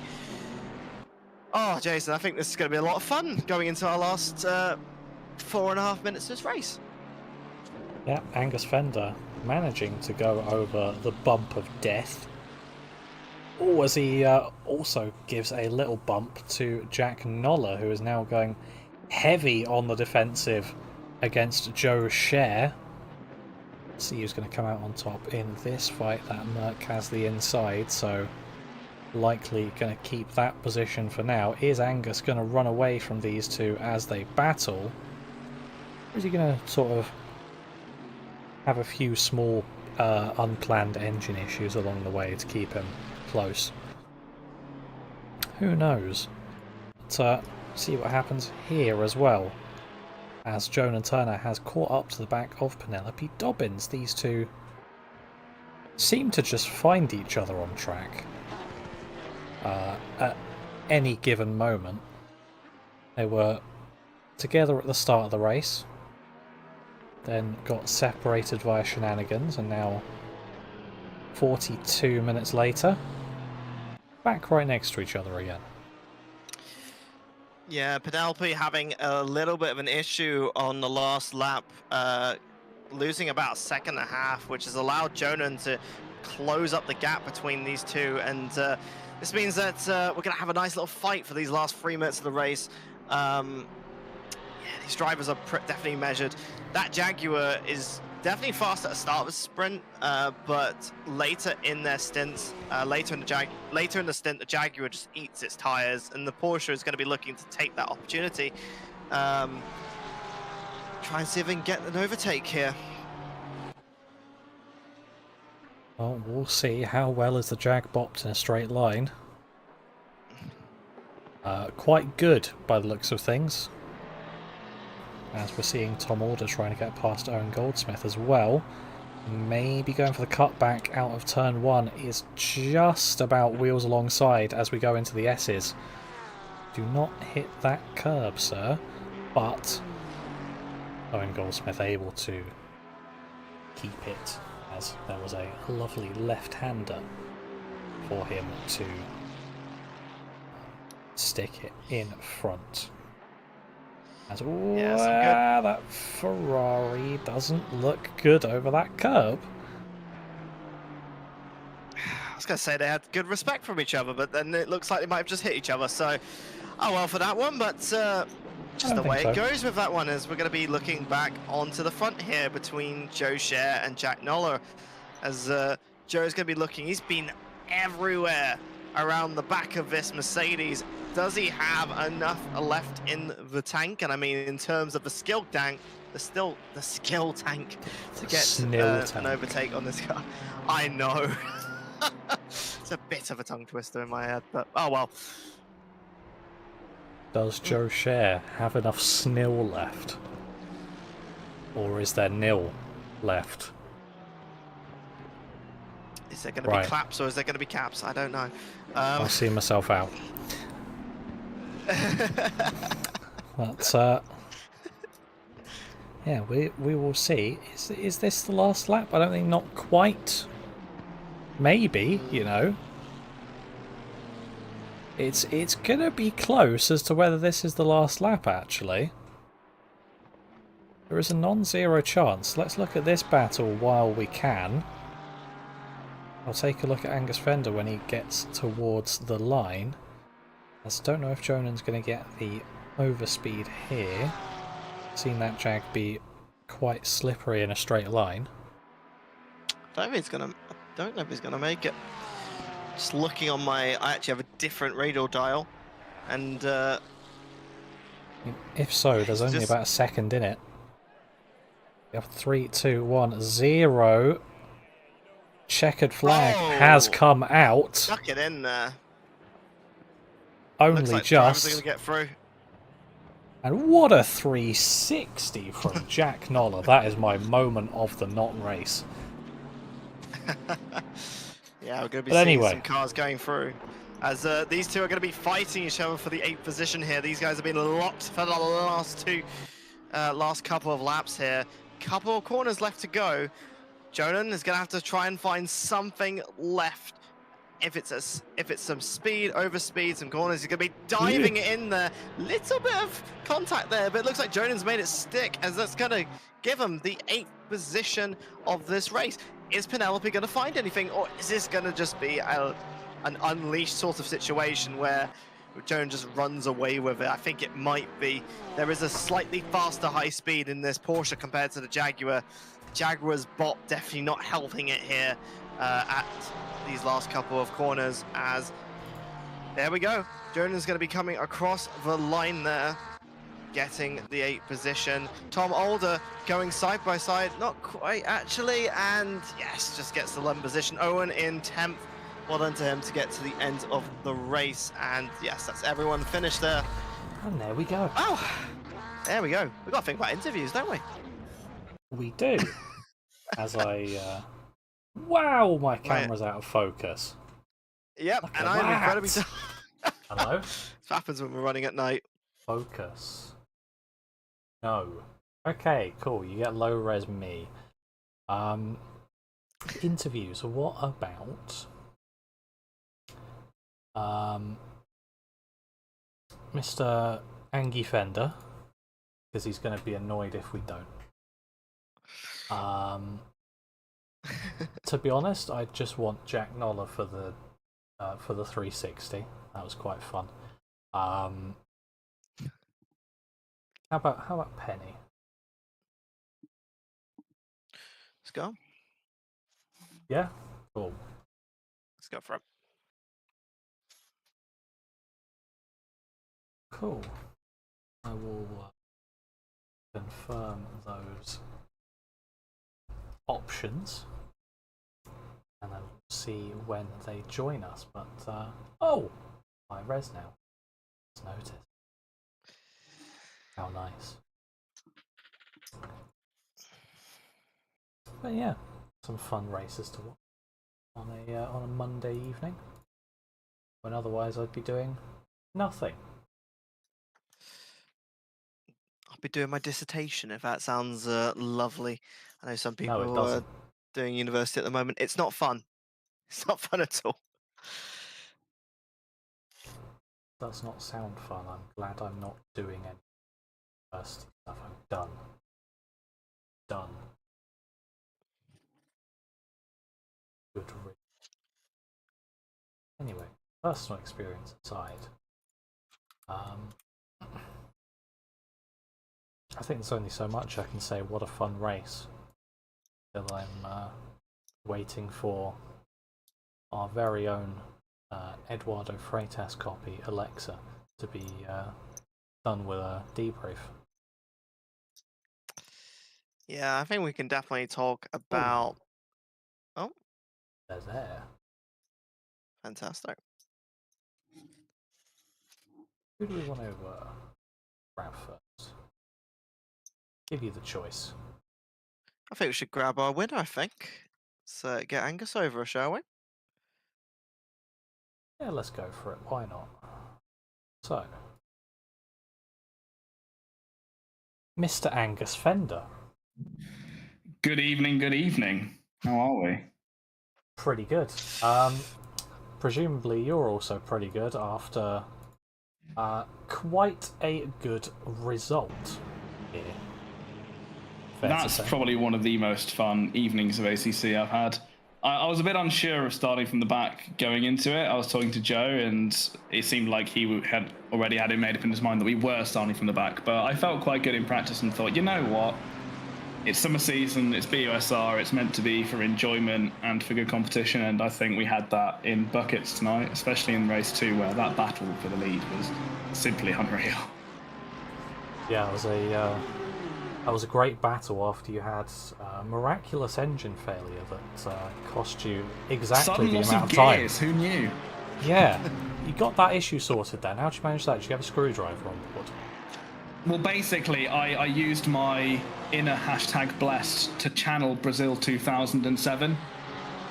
Yeah. So lost all drive, lost all gears, losing my mind, pulling my hair out, thinking, oh no, can't believe throwing away the race. Oh, gears have reappeared. Off we go.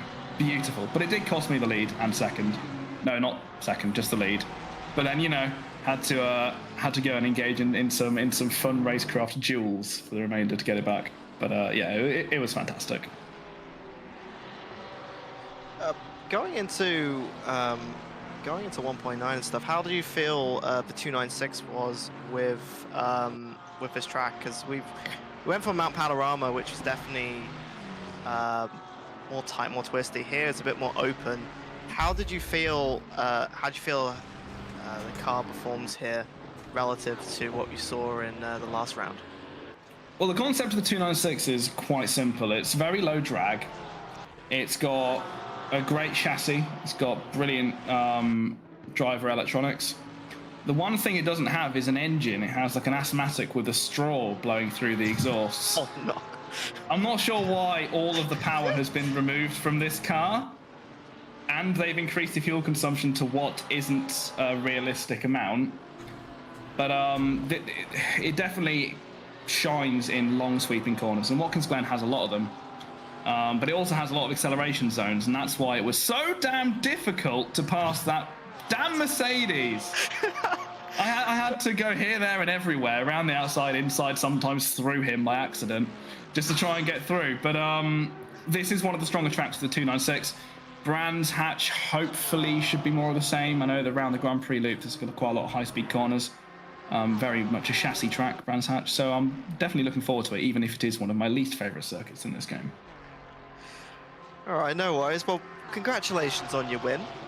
Thank you very much. Fight for it. So well done, and good to see you next week. Yeah, very much looking forward to it. Thank you guys for a fantastic stream. Nice, thank you. Right, let's bring up the next one. Yeah, let's go for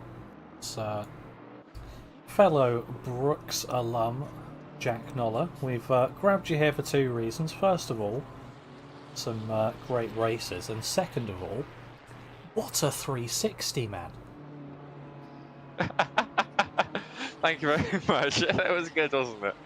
Go on, talk us through the 360 and then the races. We'll do the important bit first. I've been trying to get back driving again. I've been doing it here and then, and obviously that rally exists. But I thought, yeah, let's give it a go. I did it in practice as well. So flick it to a little bit to the left, scan the brake transfer, get on the brakes enough to rotate it around, and keep going. So it was good fun. And that's what a motorsport engineering degree from Oxford Brookes gets you. There you go, good advertisement there. But yeah, the races were good fun. I think what we did in the second race would have happened anyway if I wasn't spun by James, unfortunately, because looking at the gaps, I would have been 3 seconds ahead of Angus, then held him up for the 5 seconds that Joe would have caught, and then we would have continued as we were anyway. So Merc was struggle bus a bit here today. It's good in a straight line, but that was about it. But we'll see what happens in the next few rounds. It should be good fun. Good fun to get back racing again. Yeah, I was going to ask you actually. I mean, before the race, you're saying that you're struggling a lot with this car at this track. What really was? How did the Mercedes feel on this track, especially when you're going up against a lot of Ferraris in this case? How did it feel?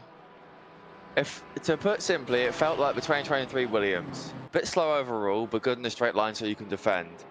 But that was max downforce. That was as much grip the car could have. And and my big problem was traction. You probably could see I couldn't carry the entry speed. I had to set up exits. If I wanted more traction, I had to make the rear softer, and then the nose would lift and get miles more understeer. To get the turn as much as I could, I had to have a stiff rear, but soft literally everything else. I couldn't go anything more on some of the sliders. So, yeah, I did my best with what I had, and a little help from Alexa helped with the dampers, so I wasn't awful through the bus stop as I was in practice. So, thanks to Alexa for those dampers, that was helpful. But apart from that, that was, I think, the best we could have got out of today. Right, no worries. You know, even with that spin, recovering to a second was a good recovery drive on that one. So well done on you, Jack, and hopefully we'll see you sometime soon, because I know you're going to be somewhere else next week. Yeah, it's a busy month, but it's a good one, and hopefully keep racing as much as I can. No worries. Thank you very much, Jack. Thank you to you too. Hopefully the stream was good as well, because I think we provided a little bit of entertainment for you guys. No worries. Thank you very much, guys. Thank you. Cool. So that was our second place in race 2, and admittedly I can't remember in race 1. Driver Jack Noller.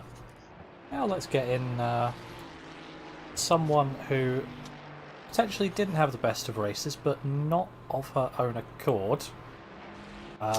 had a bit of recovery to do, Penny?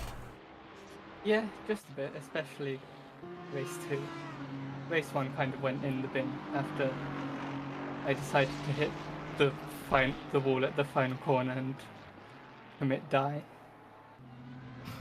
Yeah, I mean, it's not ideal to hit that wall and then come directly into the pit wall.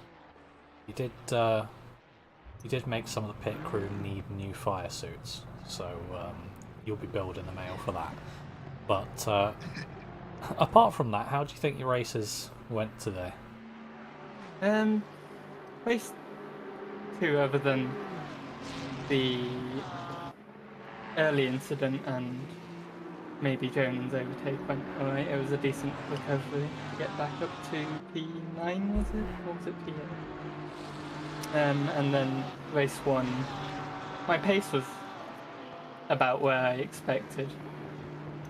So it's a bit annoying that I did get caught by Jonan having an accident and then having my own accident later on.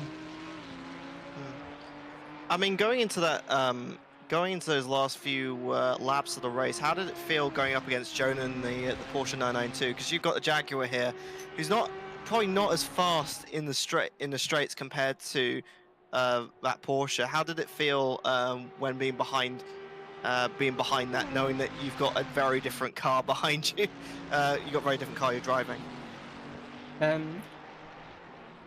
I mean, the Porsche and pretty much any other modern car is a lot better in the corners, as you'd expect.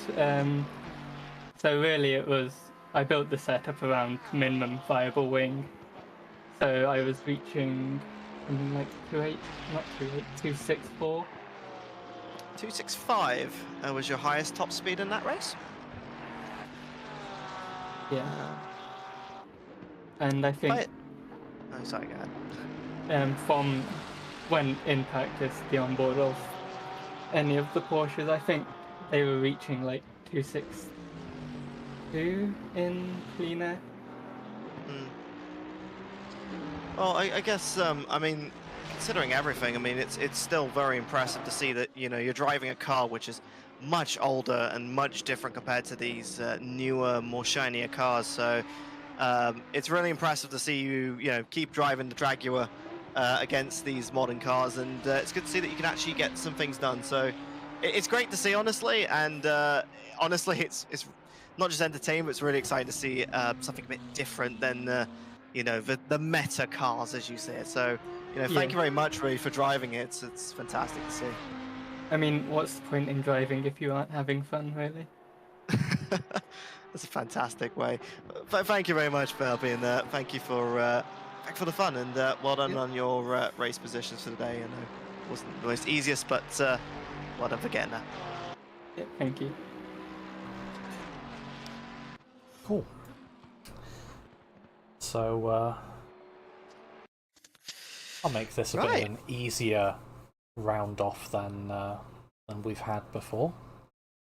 Yeah, I think we can actually have a lot easier sort of end to the evening. I mean, it's been a nice set of racing. I think we've seen a lot more side-by-side racing, which is lovely to see. I mean, Mount Panorama was a very difficult track because of that, because of how technical and how close the walls are.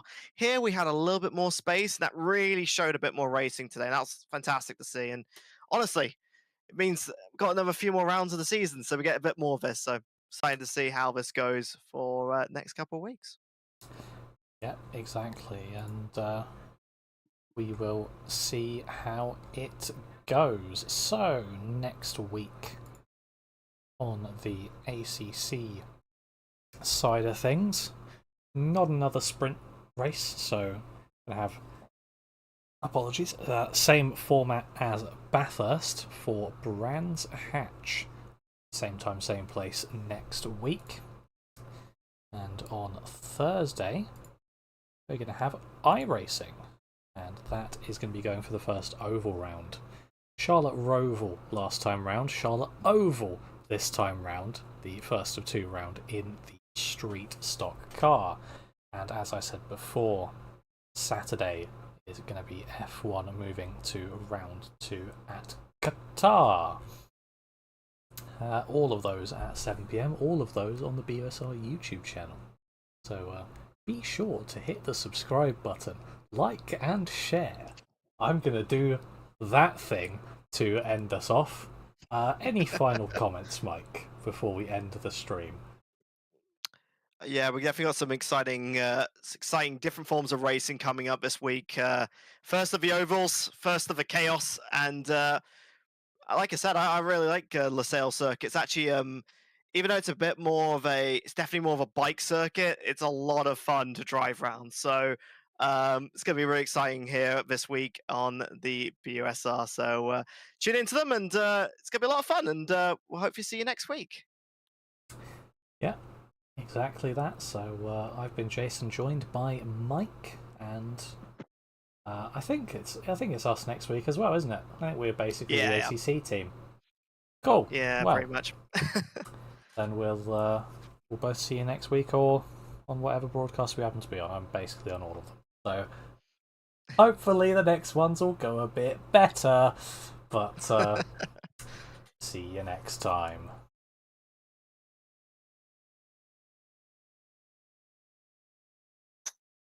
Right, we're done. That was not bad. That's quite a bit of fun. Yeah. Oh, well, we got there in the end. So every time. It's good fun.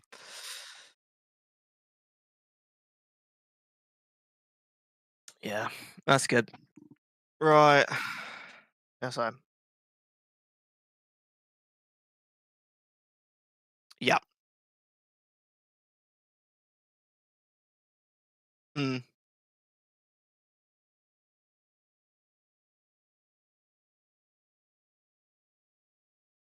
Oh, God.